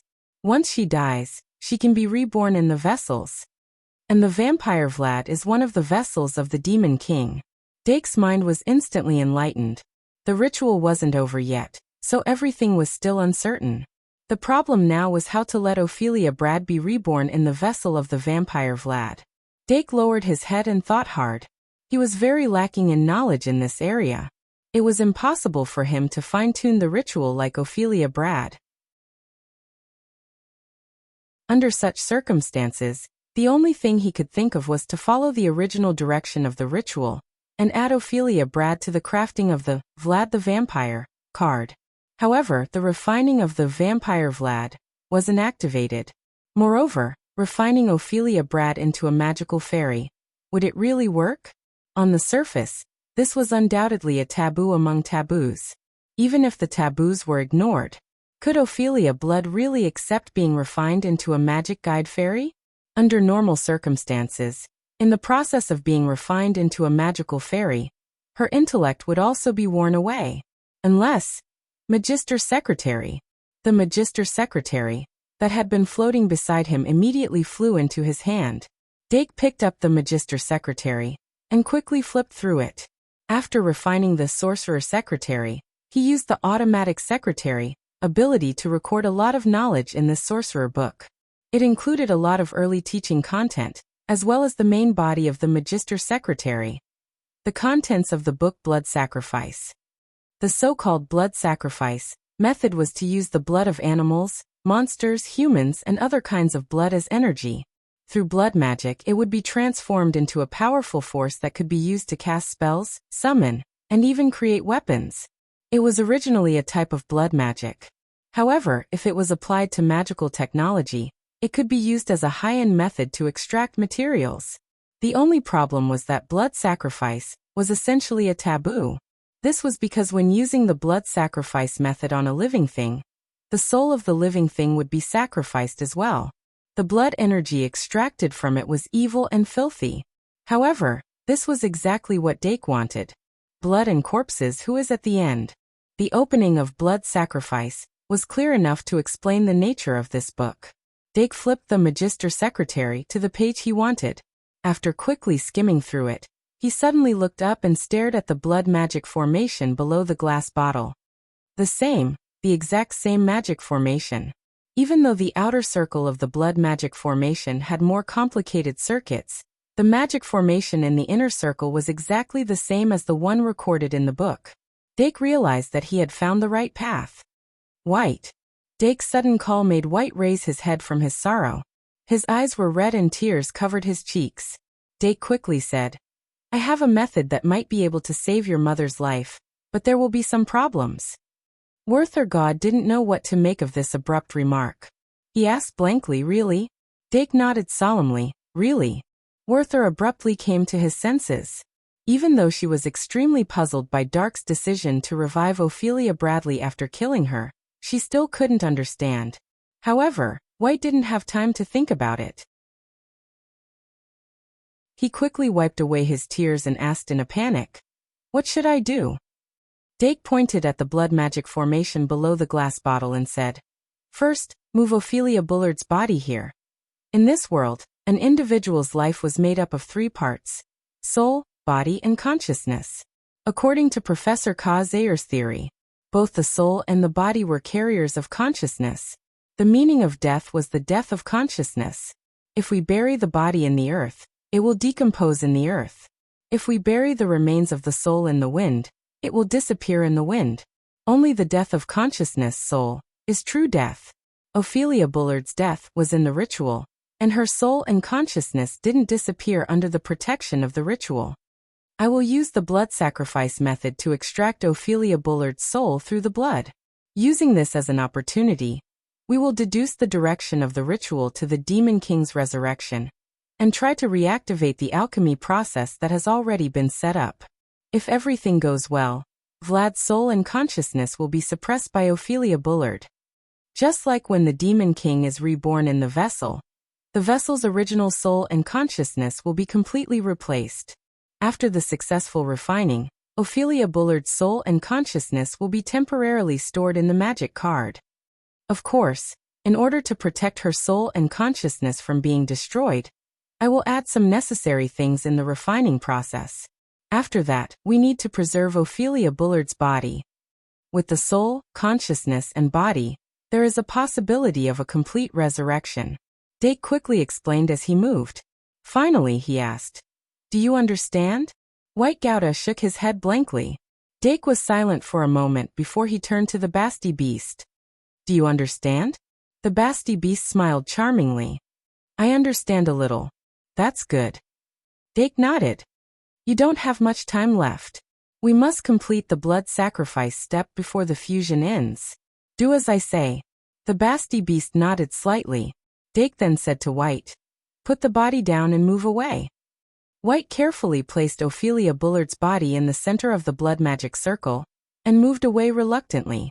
The fluid flowing in the magic circle emitted a blood-like red light. Ophelia Bullard's body lay flat in the center of the magic circle. Her skin, which had become pale because of the transformation into a vampire, was even more transparent under the red light. Dake bent down and reached under her head. He lifted her hair from the back of her neck, pinched it into a bundle, and placed it in front of her chest. Even when lying down, her mountains were still tall and straight. They were covered by the blood-red hair. Dake looked up at Ophelia Bullard's face. The pale face, which had lost its color, was delicate and exquisite. There was a pale beauty to it. He suddenly inhaled. "Basti Beast, hurry up." The Basti Beast came to the edge of the blood magic circle under Dake's command. The wound on Ophelia Bullard's chest had completely stopped bleeding under its control, but the bloody wound was still horrifying. The Basti Beast pointed with a finger, and tore open another small opening in the wound. It then injected magic power into the wound, causing Ophelia Bullard's blood to start circulating again. The gradually flowing blood drove the heart to start beating again. A stream of blood was drawn from the small opening, and flowed into the blood magic circle under the Basti Beast's control. Dake held the magician's secretary in his hand, and explained in detail how to control the magic circle. The Basti Beast was completely focused. It followed his instructions perfectly, and controlled the blood to merge into the circuit of the blood magic circle. The circuit of the magic circle gradually brightened, and traces of a sorrowful chant suddenly sounded. Dake's expression relaxed, and he let out a sigh of relief. The circuit that surrounded the magic circle was indeed set up to start the blood sacrifice.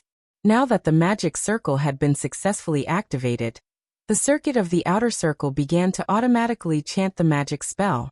The blood sacrifice method was finally on the right track.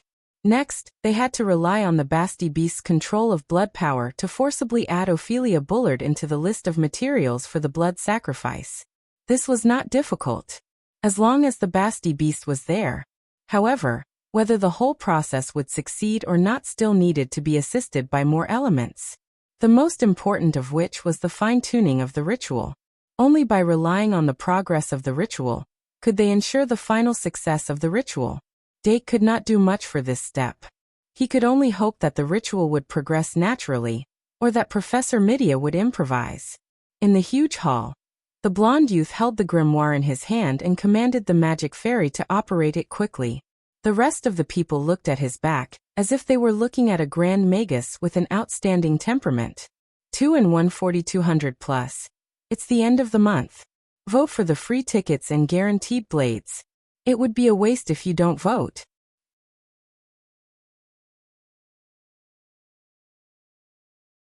Chapter 418. At the top of the spiral clock tower, Midya Bartholomew stood alone in the pumpkin carriage. Her eyes were closed, and her right hand was stretched out of the window. The tip of each finger was rippling like water waves, and stars were constantly flickering. Since Shi Erfu rushed out of the pumpkin carriage, Professor Midya has been using astrology to control the whole ceremony. She tried her best to suppress the negative impact of Professor Shi Erfu's participation on the ceremony, so that the ceremony did not change and could continue. She knew very well that she had to ensure that the ceremony was maintained before the starlight representing Ophelia blood shone again. The rest could only be left to Professor Shi Erfu, who entered the ceremony, and Dake and the others who were originally in it. Fortunately, things did not continue to develop in a worse direction. The magic refining, that was interrupted for some reason, was suddenly reactivated, and everything seemed to be better. But at the moment of frequent accidents, Professor Midya did not dare to relax because of this. She immediately took over Ophelia Bullard's work and made urgent adjustments to the entire ritual, forcibly pulling the ritual back to its original course. Remember the website, VIP can't you? 6-inch. Finally, things are back on track. Sweat dripped from Midya's forehead. What happened tonight was related to Ophelia Blood's life. That was why she had done a divination beforehand. Although the result of the divination was still vague, the overall result was positive. She did not expect so many mistakes to occur during this period. I hope nothing bad will happen. At the same time, Professor Shi Erfu, who had turned into the wind, floated into the secret passage. Her speed was extremely fast. In just a few minutes, she crossed all the obstacles and arrived outside the Hell Crown. The breeze paused outside for a moment, then immediately rushed in. It did not take long for her to enter the palace. The paradise, that occupied half of the palace, surprised Professor Shi Erfu, but her eyes quickly turned to the other side of the palace. Dake White Luoboat Tom. She immediately confirmed the safety of the students present, then saw Ophelia Blood lying quietly in the center of the blood magic circle. Whoosh! A cool breeze swept in. Professor Shi Erfu appeared beside Dake Dimming and immediately asked, "How's the situation?" Dake Dimming was not surprised by Professor Shi Erfu's appearance. Feeling slightly relieved, he said, "The final step of the refinement process has been reactivated, but the direction of the ritual has changed." Professor Shi Erfu frowned and asked, "What changes?" Dake continued to observe the blood sacrifice as he said, "The Demon King needs to enter the vessel to be reborn." Devil King vessel? Professor Shi Erfu glanced around and immediately understood what Dake meant. She could not help but look at the Basti beast that was performing precise control over its blood power. She suddenly felt a sense of relief mixed with fear. It was because she understood the meaning behind Dake's words that she could sense the danger. If it wasn't for Dake's magic fairy that had the talent for blood magic and reacted in time, Ophelia Blood would have become a real corpse. At this moment, her heart suddenly sped up, and the fear in her heart only calmed down after a long time. Suddenly, the blood magic circle that was almost completely redrawn by Ophelia's blood shone with a dense bloody light from the bottom to the top. Ophelia Blood's body slowly floated up under the effect of the magic circle. White, who couldn't help but come closer, clenched her hands nervously. Ryan Hux swayed his walking stick lightly, his face cloudy and uncertain. Luo Boat stood to the side, his body anxious. The chanting that was floating in the air suddenly became hurried. A blurry figure slowly floated out of Ophelia Blood's body under the effect of the blood sacrifice. Although Ophelia Blood's appearance could not be seen from the figure, it should be her soul without a doubt. A hint of nervousness appeared on Dake's face. There was no room for error in the next step. The Basti beast's expression was grave. It was the first time it came into contact with the blood sacrifice, and it felt like it was treading on thin ice. After it successfully separated Ophelia Blood's soul from her body, it drove it into the blood energy, fusing it with the blood to form a thin line of blood that drilled into the bottle containing the vampire Vlad. Meow. Suddenly, its expression changed. After the line of blood drilled into the bottle, it actually broke free from its control and drilled into the vampire Vlad's forehead. The little baby curled up in the bottle had a speck of blood between its eyebrows. The refinement has begun. Dake's decisive voice calmed the Basti beast down from its nervousness. The familiar number 1 refinement circle bloomed in the center of the blood magic circle, covering it in an instant, and becoming the master of the refinement process. There was no doubt that the ritual had entered the final stage again. Next, they only needed to wait quietly, and the ritual refinement, using the entire ritual as the material, would automatically begin and continue until the end. The original plan was indeed like this. However, that was the refinement method for Vlad the Vampire. During the refinement process, Vlad the Vampire's intelligence would be whittled away, and it would become a magical fairy without intelligence. Even if Ophelia Blood's soul completely replaced Vlad the Vampire's consciousness under the impetus of the ritual, it would still be whittled away. In order to preserve Ophelia Blood's intelligence, Dake had to add something necessary, which was great sins. Although Dake didn't understand the principle behind it, he was very clear that great sins could indeed preserve intelligence. The problem now was how many to add and how to extract it. As for the type of great sins, there was no doubt that bliss should be chosen. Bliss was undoubtedly the most suitable for vampires. However, Dake didn't have the magical brain pipette in his hands, so he had to use another method to extract bliss. Fortunately, he had a good habit of putting all the cards he could use into his card bag. Therefore, he reached into his card bag and pulled out a flower card. The card surface of this flower card was decorated with a flame-like beauty, with a kind of self-sacrificing beauty. Dake was already familiar with using the flower card to draw bliss. The only problem was that bliss, injected into the flower card, was very difficult to be used a second time. However, relying on the impetus of the ritual itself, the flower card, thrown into the refinement array, should be forcibly broken down and absorbed. In short, now that the general trend was set, the entire ritual would promote the successful refinement of the new magic card. Dake held the flower card in his hand, pressed it with his finger, and injected magic power. With the input of magic power, the beauty on the flower card suddenly ignited with a flame-like red light. Dake immediately stopped the input and threw out the flower card. The flower card could use magic power as a medium to absorb bliss. However, apart from special patterns, once bliss absorbed more than 1 point, there would be a riot. Therefore, Dake accurately controlled the output of bliss between 0.9 to 1 point to prevent the riot from happening. However, 1 flower card was of course not enough. He looked at the refinement array that had already engulfed the flower card. Then he put in the second and third flower card that was injected with bliss. 1 point of great sin could be used to refine great sin I. 3 points of great sin could be used to refine great sin 2. 10 points of great sin could be used to refine great sin 3. After Dake put in 3 flower cards in a row, he still felt that it was unstable. After serious consideration, he continued to put in 8 flower cards. In this way, he put in a total of 11 flower cards, which contain more than 10 points of bliss. Only then did Dake stop and put the remaining 3 flower cards back into the card bag. Originally, if he used the fruit of bliss, he would only need 7 points of bliss to produce a fruit that would have the effect of 10 points of bliss. However, under the premise that there was no fruit of bliss, he could only waste a little. When he stopped, Professor Shierfu asked, "Dake, what's the purpose of you putting in these 11 flower cards?" Dake's expression was relaxed as he said, to preserve Ophelia Blood's spiritual intelligence. Although he had a way to let the magic fairy regain its spiritual intelligence after successfully refining the magic card, he always thought that the spiritual intelligence obtained in that way was different from the original spiritual intelligence. It seems that I don't need to interfere anymore. Professor Earbook couldn't help but reveal a sincere smile. The ritual has already progressed to this point. In theory, there shouldn't be any more variables. Although the final result is somewhat different, at least Ophelia's spiritual consciousness is preserved.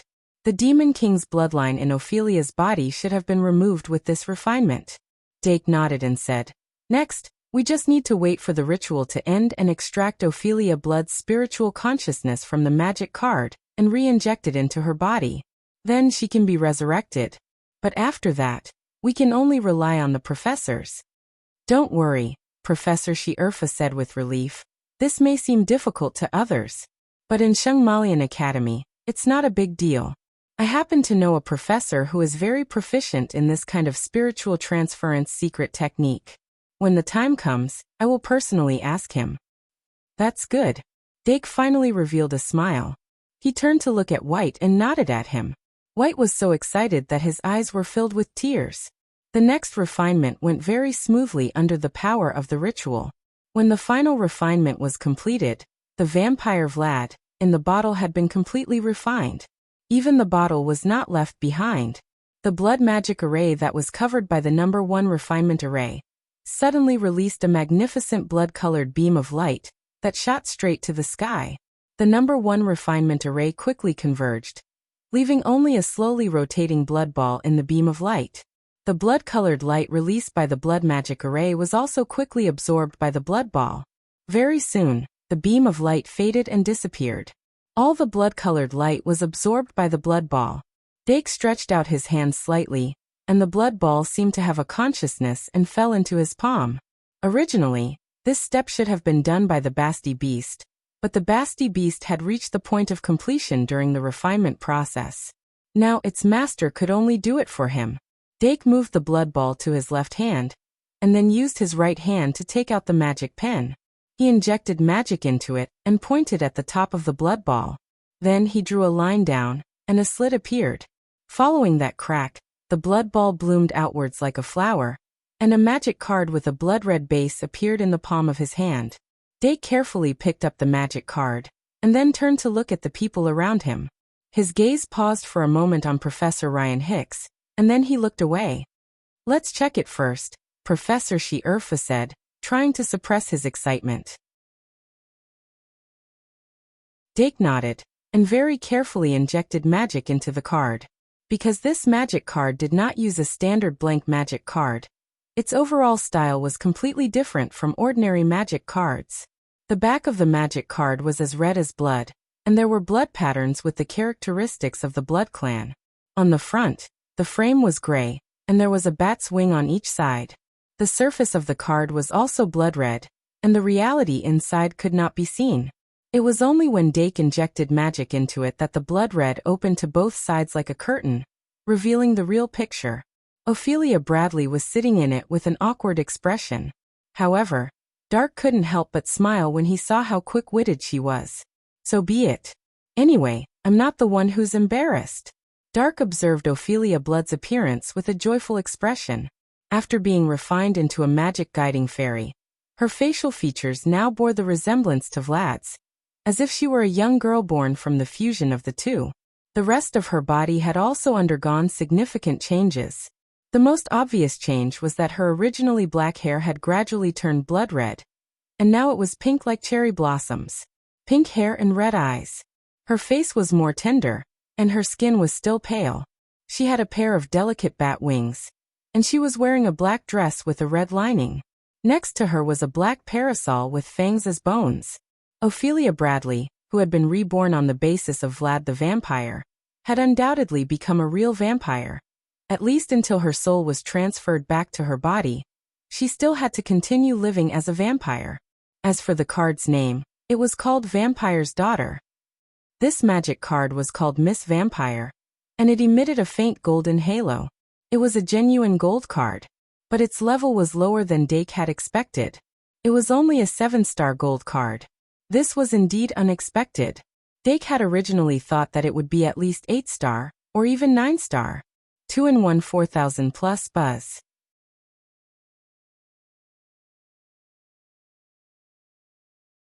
Chapter 419. Maybe it's because of the limitations of the ritual. After all, I didn't use too many precious materials. Dake didn't care too much about the strength of this magic elf card. He just glanced at it through mana retroaction. Card name Vampire's Daughter. Type, Elf card level. Race, Undying Species. Attribute, Dark. Magic power, 3500. Attack, 3200. Defense, 2500. 1 second to remember. https://m. Vipcanshu. VIP Ultimate Skills. Vampire's Secret Ritual, Vampire's Fangs, Blood Sacrifice, Death's Embrace. Vampire's Daughter was an outstanding 5-star monster card in Yu-Gi-Oh! On the surface, it wasn't much different from the magic elf card that Dake had made. But now, Dark was no longer surprised that he was able to create a character from the works of his previous life. Even for those 4 sure kill skills, he only glanced at them once before no longer paying attention to them. The original purpose of making Ophelia Blood into a card was to save her. Making her into a card was just a way to save her life. Of course, if Ophelia Blood's soul and consciousness were transferred away and the card could still be used, he would happily accept it. After all, this was a 7-star magic elf card. In Dake's deck, only the Basti Beast could compare to it. Now the most important thing was to summon her. Summon a 7-star magic elf? Dake turned around and glanced at his magic elf cards one by one. Mumu, Big Milk Jug volunteered to step forward. Under normal circumstances, to summon a 3rd-tier magic elf, there must be at least 1 2nd-tier magic elf as a foundation.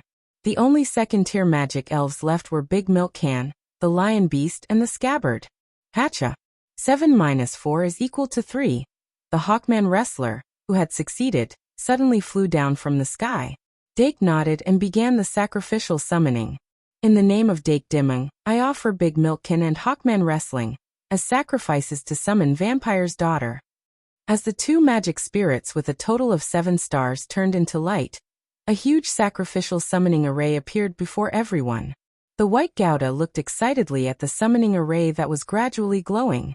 Having experienced great joy and great sorrow in such a short period of time, he couldn't wait to pounce on Ophelia Blood the moment she appeared and hug her tightly. However, when Ophelia Bullard truly rose from the sacrificial summoning array, he froze in place.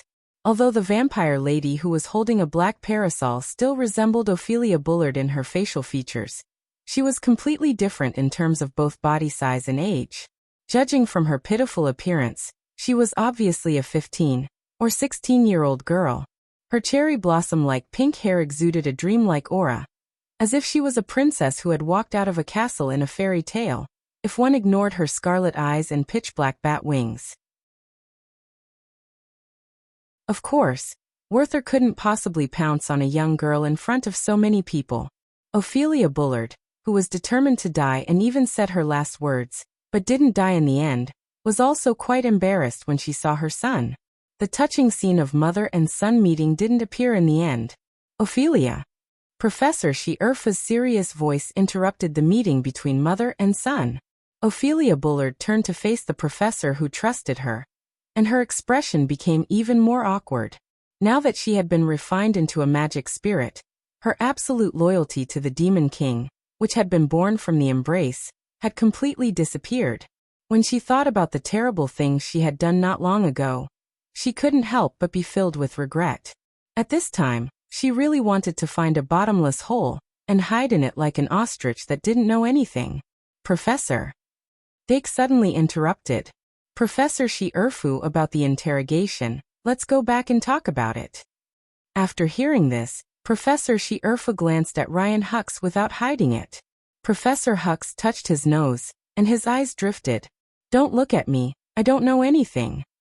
However, Professor She-Urfu said in a methodical manner, thanks to Professor Hux, tonight was a close call. In fact, Professor Hux played a very important role in this ceremony. If it weren't for him taking care of the students, She-Urfu wouldn't have been so relieved. Ryan Hux laughed and said, "No, I'm a professor after all." Professor Shierfa nodded and said, "After we go out, I'll have to trouble Professor Hux again.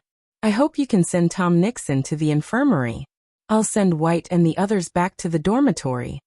Ryan Hux immediately patted his chest and said, "No problem." Professor Shierfa pointed at the Ferris wheel. Suddenly, a gust of wind blew and caught the unconscious Tom Nixon.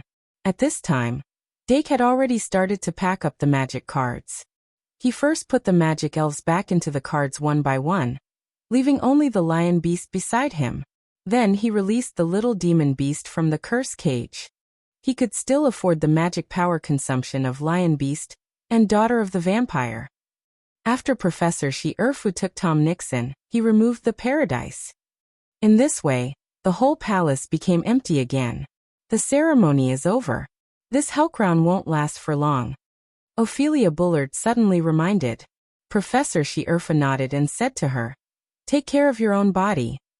Ophelia Bullard put away the opened umbrella, walked to the blood magic circle shyly, and picked up her own body. "Mom, can I?" White trotted over and wanted to help. Ophelia Bullard said shyly, "No, I can do it myself." Now that she had become a magic elf, she found that her physical strength had become stronger. Just holding her own body was effortless. It was just that the feeling of holding her own body was a little strange. In the name of Sarah Shierfu, I summon the Tempest Magic Carpet. Accompanied by Professor Shierfa's chanting, a magic carpet that seemed to fly out of Aladdin's magic lamp appeared in front of everyone. It was just that this Tempest Magic Carpet was wider, and there was a chaotic storm under the magic carpet, whistling nonstop. "Come on up," Professor Shierfa said. The group of people boarded the magic carpet one after another. They were silent all the way. Even Ophelia Bullard and White Gouda had nothing to say in this atmosphere. After they left, Hellcrown, which was the center of the ceremony, suddenly collapsed, and the difficulties and dangers along the way were turned into magic dust. Amidst the loud roar, the hastily constructed ceremony finally came to an end. Professor Midya, who was at the top of the spiral clock tower, walked out of the pumpkin carriage. She looked down at the quiet castle and took a deep breath, allowing the cold air to enter her mouth and nose and penetrate her heart and lungs. A good omen. Whoosh! The Tempest Magic Carpet dragged everyone out of the secret room and came to a sudden stop in the corridor. Professor Shierfu walked down from the magic carpet first, and the others followed one after another. She turned back and did some simple work on the entrance of the secret passage, and prepared to put a seal on it later. Then she turned to Ryan Hux and said, "Professor Hux, Tom, leave it to me." Ryan Hux immediately made the decision. Then he picked up Tom Nixon and walked away quickly. It seems that Kazayer's skills are really good. Professor Shierfu looked at Ryan Hux's prosthetic leg and couldn't help but shake his head. The only ones left to deal with were White and Luo Boat. So far, White and Luo Boat still knew nothing about the ceremony. Shierfu wasn't going to explain it to them. "Let's go to the Knights Academy Tower first." Professor Shierfu took the lead and walked to the Knights Academy Tower. The castle was unusually quiet in the early morning, and everyone's footsteps echoed in the corridor. Professor Shierfu waved away the patrolling statues they encountered along the way, and they soon arrived at the Knights Academy Tower. With the professor accompanying them, White and Luo Boat weren't blocked outside. But before entering, White suddenly turned around and said, "Professor, can I go with you?" Professor Shierfu shook his head with a serious expression. White sighed and looked at Ophelia Bullard reluctantly. Shierfu's heart softened and said, "Since Ophelia is back, you will have plenty of time to meet. Go back and have a good sleep. You don't have to come to the first summoning class." White pursed her lips and nodded vigorously, then walked through the gate of the Knights Academy Tower. As the gate closed, Ophelia Bullard, who had been staring at White, withdrew her gaze. "Okay, it's your turn." Shierfu glared at her and said, "Follow me." She waved her hand and a wind spirit flew out and circled around the three of them. Then a cool breeze blew and took them slowly to the top of the spiral clock tower, the highest point of the castle. Midya had been waiting anxiously for a long time now. She walked over to Ophelia Blood, but after taking half a step, she said in astonishment, "Leah, how did you become like this?" Ophelia Bullard looked away awkwardly, too ashamed to show her face. "Let's enter the carriage first." Professor She-Erfu pointed at the pumpkin carriage, and the four of them entered it one after another. From the outside, the pumpkin carriage was spacious enough. But after entering it, one would find that it was even more spacious inside, almost 3 times bigger than the outside. Dark observed the space in the carriage with some curiosity. He also recalled the lion beast back into the magic card, leaving only the little devil beast to accompany him. "Thank you for your hard work." Professor Midya asked him to sit down and took out her magic wand. A teapot and a few teacups flew over and automatically poured tea for him. As the sweet aroma of the black tea wafted in the air, the atmosphere in the carriage eased a little. Dake picked up the teacup and blew on it, then took a sip and quietly waited for the trial to begin. Ophelia Bullard sat alone on the opposite side with her head lowered like a child who had done something wrong. Professor She-Erfu said seriously, "Let's not talk about it anymore. What did you do with the great prophecy spell in the end?" Ophelia Bullard lowered her head deeply. "I let the Demon King escape? That's it." Professor She-Erfu frowned. "And then you chose to commit suicide to atone for your crime?" Ophelia Bullard said with difficulty. "That's the only way. In fact, when I was in Badia prison, I was already transformed into the Demon King's servant. Everything I did had to be loyal to him." Professor Midya suddenly raised her hand and said, "Wait, are you sure you succeeded?" Ophelia Bullard said slowly, "I used the ritual and the great prophecy spell to create a possibility, but I needed the Demon King's cooperation." Professor Midya said, "In other words, you went through so much trouble just to create an opportunity for him to commit suicide?" Ophelia Bullard lowered her head and said, "You can say that." Because of this, the carriage became slightly silent. Dake suddenly said, "Then did the Demon King commit suicide?" Ophelia Bullard lowered her head even more. "He committed suicide. Then that's difficult."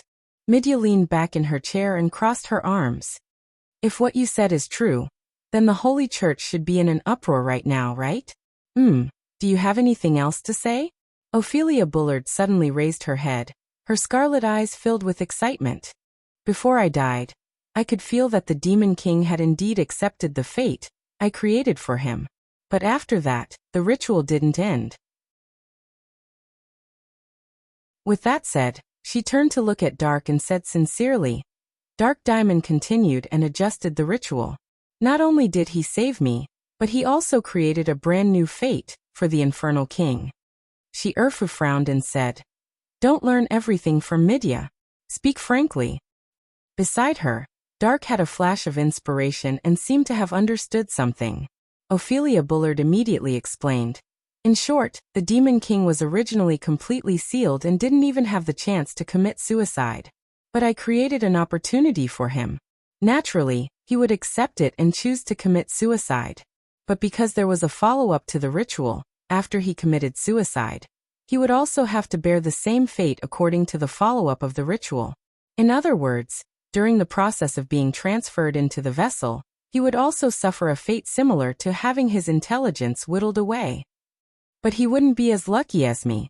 Ophelia Bullard looked at Dake and said gratefully, "Although I don't know how Dake did it, it's definitely not an ordinary method. Without his help, the Demon King would definitely be affected by the ritual, such as losing his memory or simply becoming a fool."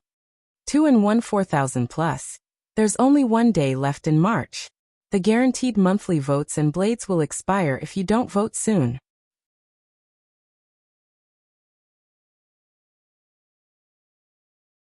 Chapter 420. Losing his memory or becoming an idiot? The 3 people in the carriage looked at each other. Professor Midya said, "Is this the result of the prophecy?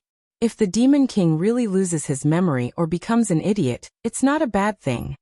Professor She-Erfu shook his head. "But the premise is that Ophelia's inference is correct. Besides, if we can turn him into an idiot, someone else can turn him back to normal. In the end, we need to find the vessel for his reincarnation as soon as possible. Midya, will your astrology be of any use?" Midya rolled her eyes and said, We are observing the general trend. Dake said gently.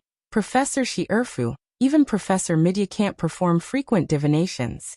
Besides, the more accurate and difficult the divination, the higher the price to pay. Midya looked at him appreciatively and said, Don't worry. Maybe I'll wake up one day and dream about it. Professor Shierfu pondered for a moment and said, Anyway, we need to report this matter to the president. Also, we need to see the reaction of the Holy Church. As for the ceremony, we can't spread it. Ophelia's identity can't be revealed for the time being. Fortunately, not many people participated in the ceremony. Ophelia, how much do you know about Tom? Ophelia said, Tom doesn't know my real identity. He was also unconscious at the last stage. Professor Shierfu nodded. That's even simpler. White and Luo Boat won't talk nonsense. Professor Hex can be trusted.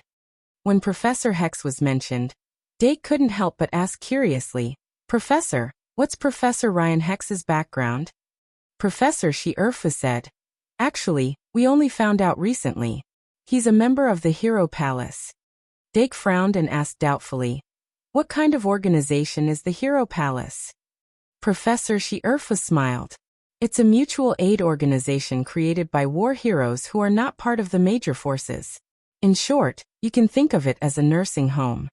Dake was surprised. A nursing home? Professor Shierfu said. Something like that. At least, that was what they were doing now. Collect information to help old heroes find jobs or find new value. Dake. I didn't know it was such an organization. I thought. Professor Shierfu said. Professor Hex's performance in the history of magic is not bad, but if he's only proficient in the history of modern wars, it's not enough for him to teach the higher grades. If he's still willing to stay in school next year, we might let him continue teaching the first grade. After that, she stood up and said, Since Ophelia has already explained everything clearly, let's not waste any time. Let's go directly to Professor Stephen Harvey. Before dawn, Professor Shierfu led everyone to the faculty dormitory.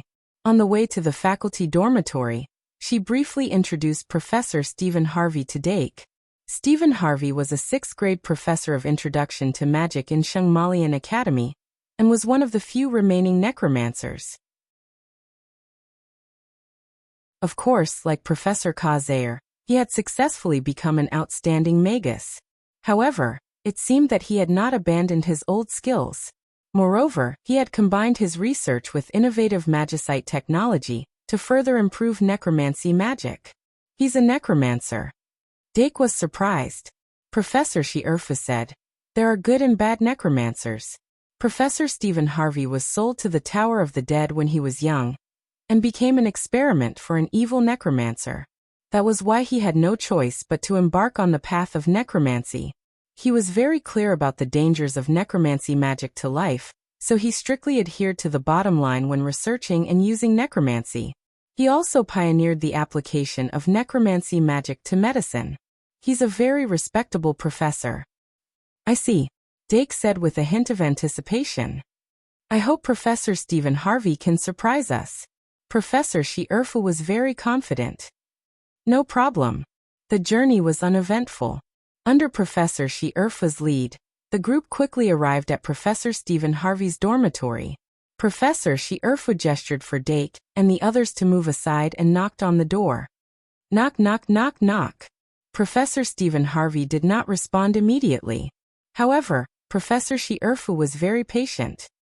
He knocked for half a minute at a moderate pace before a rustling sound came from inside. Who is it? It's so early. The voice that came through the door had a hint of tiredness. After a while, Professor Stephen Harvey opened the door. He glanced at the people outside the door in surprise and raised his head. Shierfu, is there an emergency? Good morning, Professor Harvey.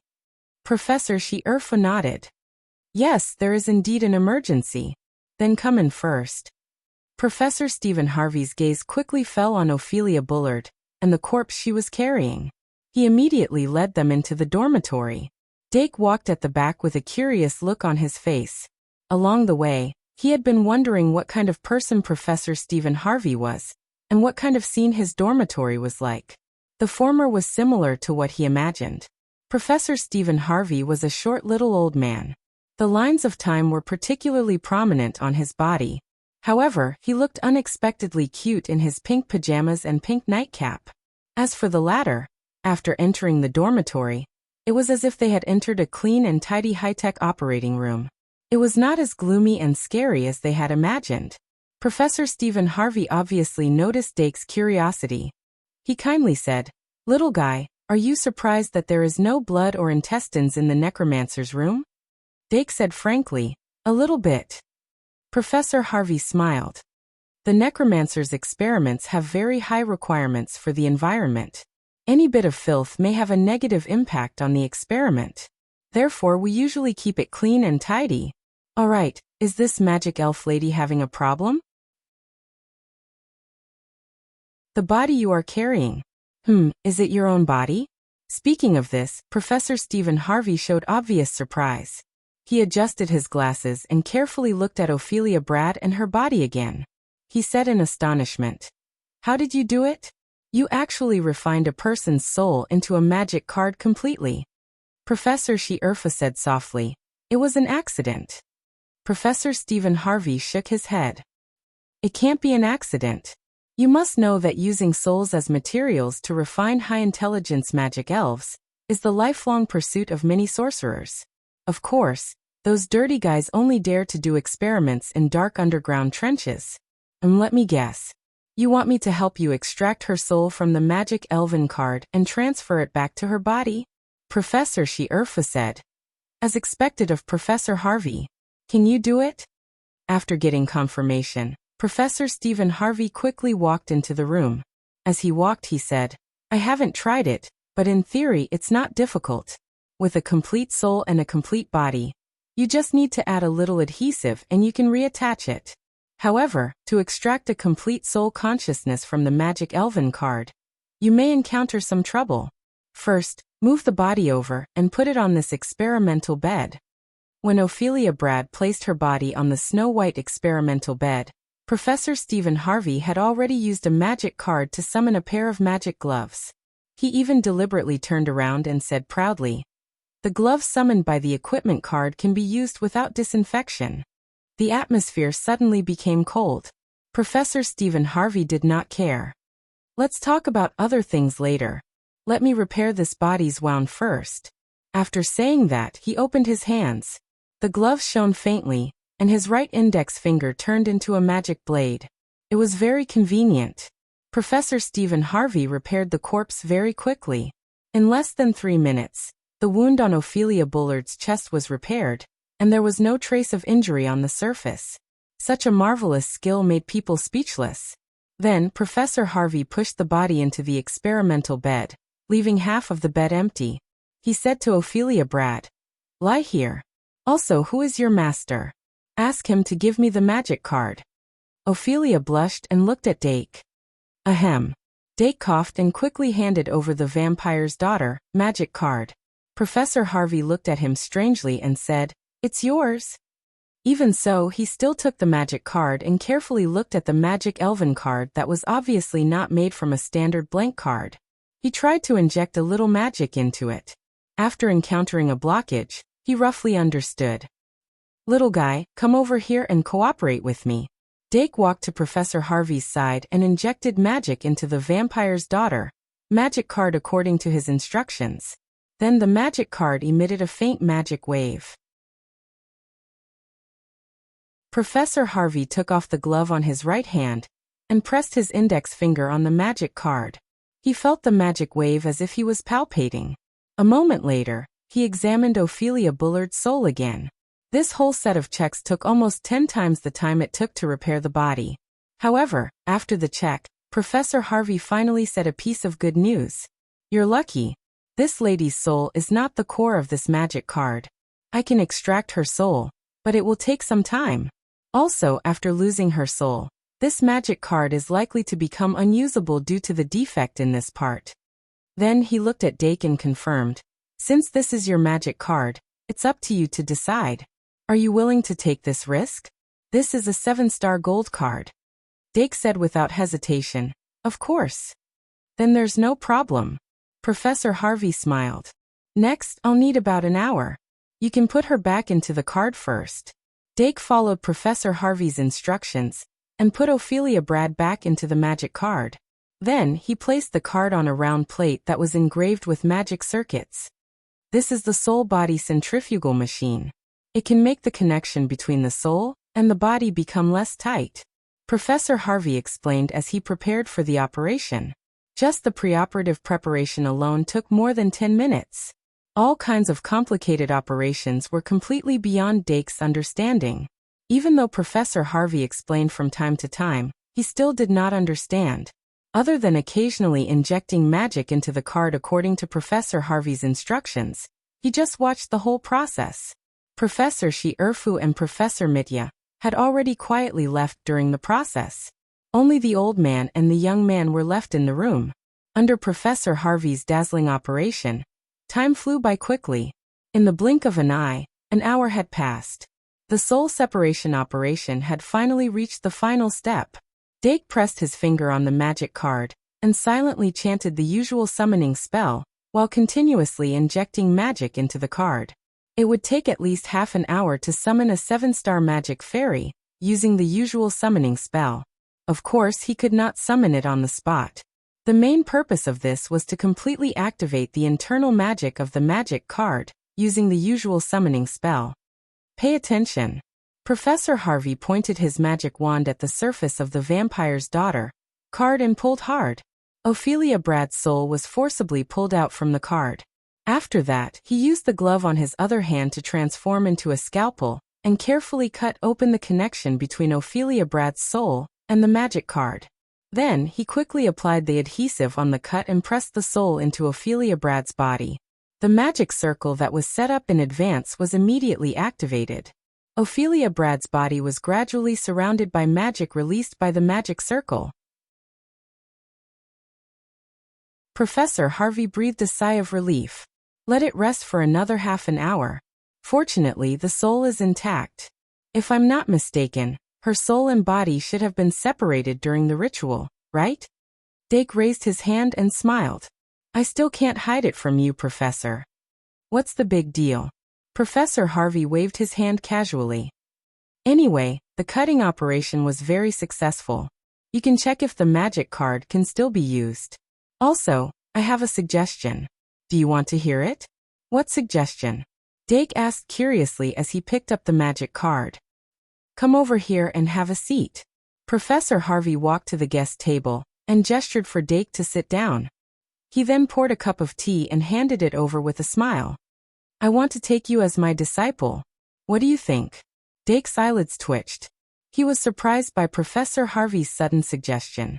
Professor Harvey said gently, I won't pry into your secrets, and I won't force you to learn something you don't like.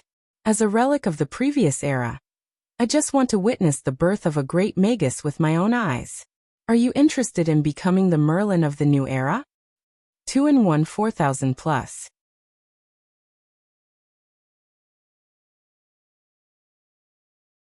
Chapter 421.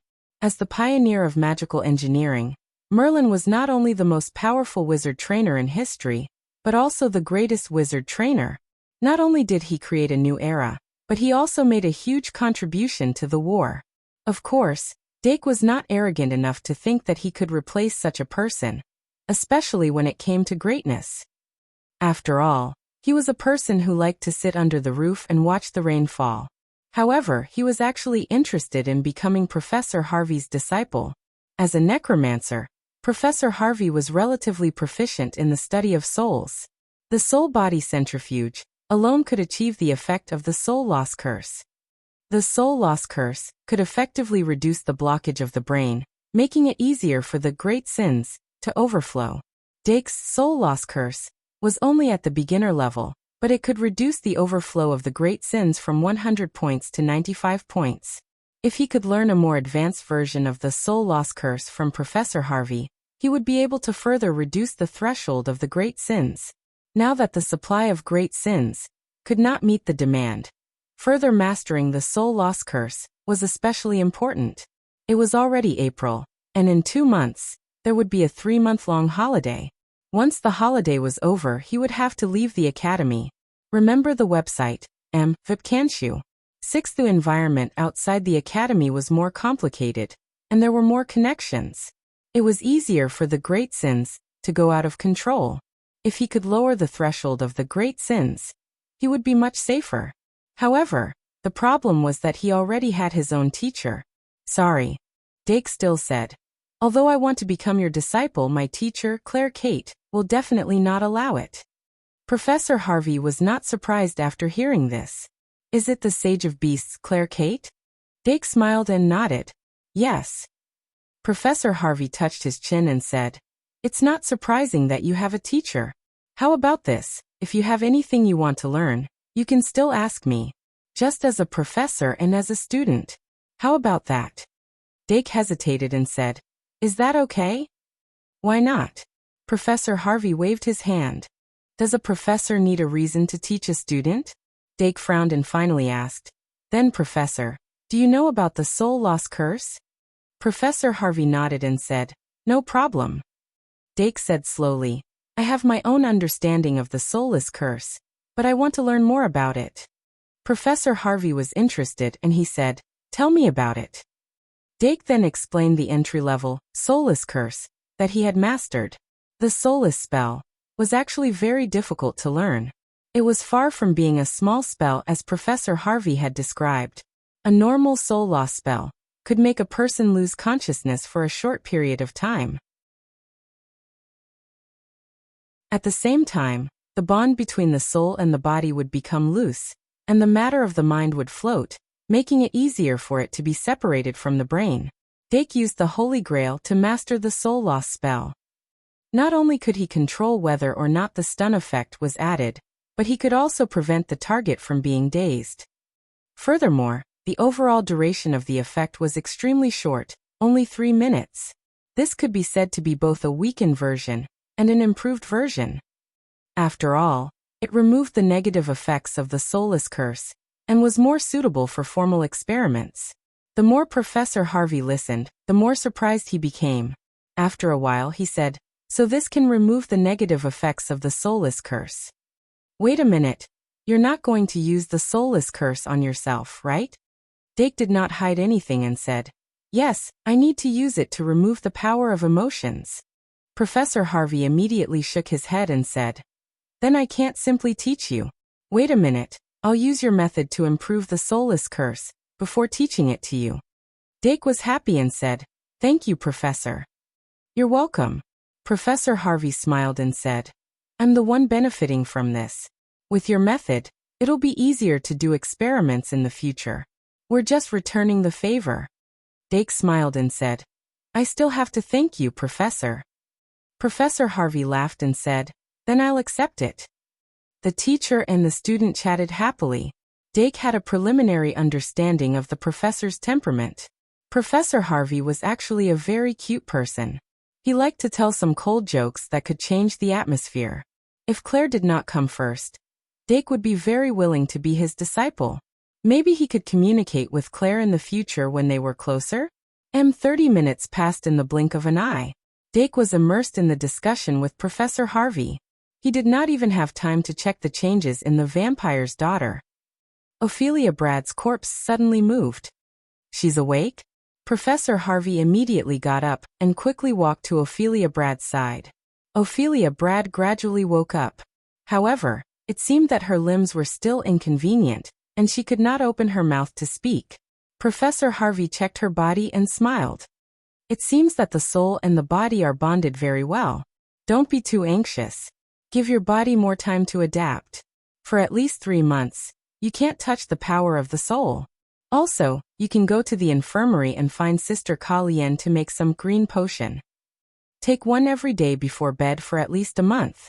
It will strengthen the bond between your soul and your body. After a while, Ophelia Bradd was finally able to speak.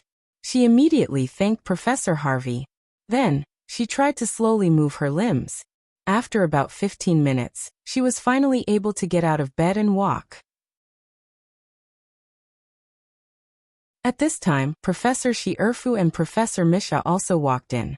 The two of them thanked Professor Harvey and helped Ophelia Bradd out of Professor Harvey's dormitory. Dake waved at Professor Harvey and left. After they left the room, Professor Misha was full of joy while Professor Shi-Erfu had a stern face. After that, they did not leave the dormitory. Instead, they went directly to Professor Shi-Erfu's dormitory. Okay, since you're alive, I think you're ready to accept the punishment. Ophelia Brad had a bitter smile on her face when she heard Professor Shi-Erfu's harsh reprimand. Good and evil would eventually be rewarded. It was not that there was no reward, but it was not time yet. One had to pay the price for doing bad things. Ophelia was already aware of this. She raised her head and said, "Professor, I'm willing to accept the punishment." Professor Shi-Erfu said with a stern face, "Well, from today onwards, you're forbidden to leave the school without my permission. You can't go out with your real identity, and you can't publicly acknowledge White. You must keep a distance from him. Do you understand?" Ophelia was stunned. She couldn't help but gratefully say, "I understand." "It's not over yet." Shi-Erfu stretched out his hand. "Give me the Great Prophecy spell." Ophelia could only obediently hand over the Great Prophecy spell. After Professor Shi-Erfu confiscated the tool, he asked, "Where did this Great Prophecy spell come from?" Ophelia Brad said, "A cellmate gave it to me." "A cellmate?" Professor Shi-Erfu couldn't help but frown. Ophelia Bullard explained, "The previous archbishop." Professor Hill was surprised. "It's him? He's still alive?" Ophelia nodded and said, "He's very strong." Professor Shi-Erfu asked, "When you escaped from prison, did you see him?" Ophelia thought about it carefully and shook her head helplessly. "No." Professor Shi-Erfu was silent for a while. Then he said, "This is not good news. If the previous archbishop also escaped from prison, I'm afraid that the Holy Church will suffer unprecedented hardships. No wonder they weren't active in capturing you. I'm afraid that they spent most of their energy on capturing the previous archbishop." After saying that, she couldn't help but rub her eyebrows. She felt a little tired. Dake quietly listened to the conversation between the professors. Only then did he ask curiously, "Professor Shi-Erfu, what did the previous archbishop do? Why was he locked up in Badia prison?" Professor Shi-Erfu put down his hand and calmly said, "He defected to the enemy and betrayed the country." The lifespan of humans was limited. It was inevitable that there would be a gap in power.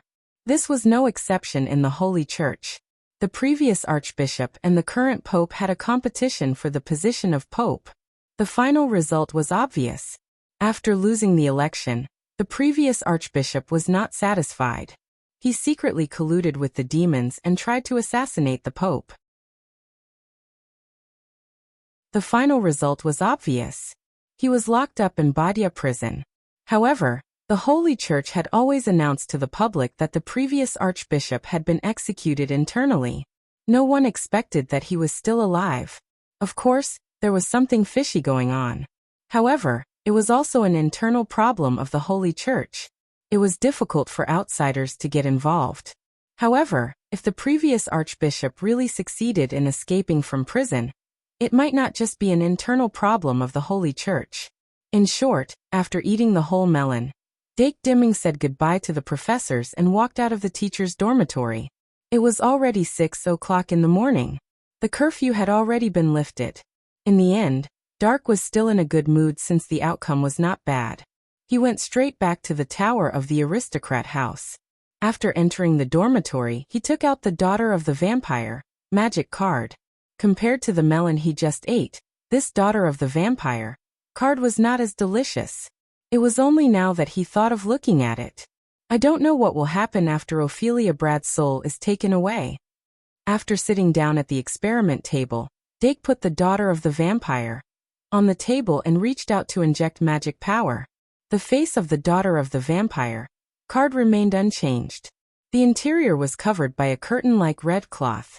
It was not until he injected magic power that the cloth curtain slowly opened to both sides, revealing the true appearance of the Daughter of the Vampire. After Dake saw it, he could not help but be silent. Then he sighed slightly. The little magical beast standing at the corner of the table and staring at it was already holding her belly and laughing. It became smaller. Although it was still the Daughter of the Vampire, It changed from a 15 or 16-year-old vampire girl to a 7 or 8-year-old little girl. It was equivalent to directly downgrading from JK to JS. If one thought about it carefully, it was understandable. After all, the core material used to create the daughter of the vampire was the infant vampire Brad. If Ophelia Brad's soul was not added, or if the magic card created at the beginning was something like the vampire infant, now it was a huge profit. It was just that the little girl in the card was motionless. It was obvious that she had lost her intelligence. I wonder if using the Great Sin card can reactivate her intelligence. In theory, it should be possible. Let's try it first.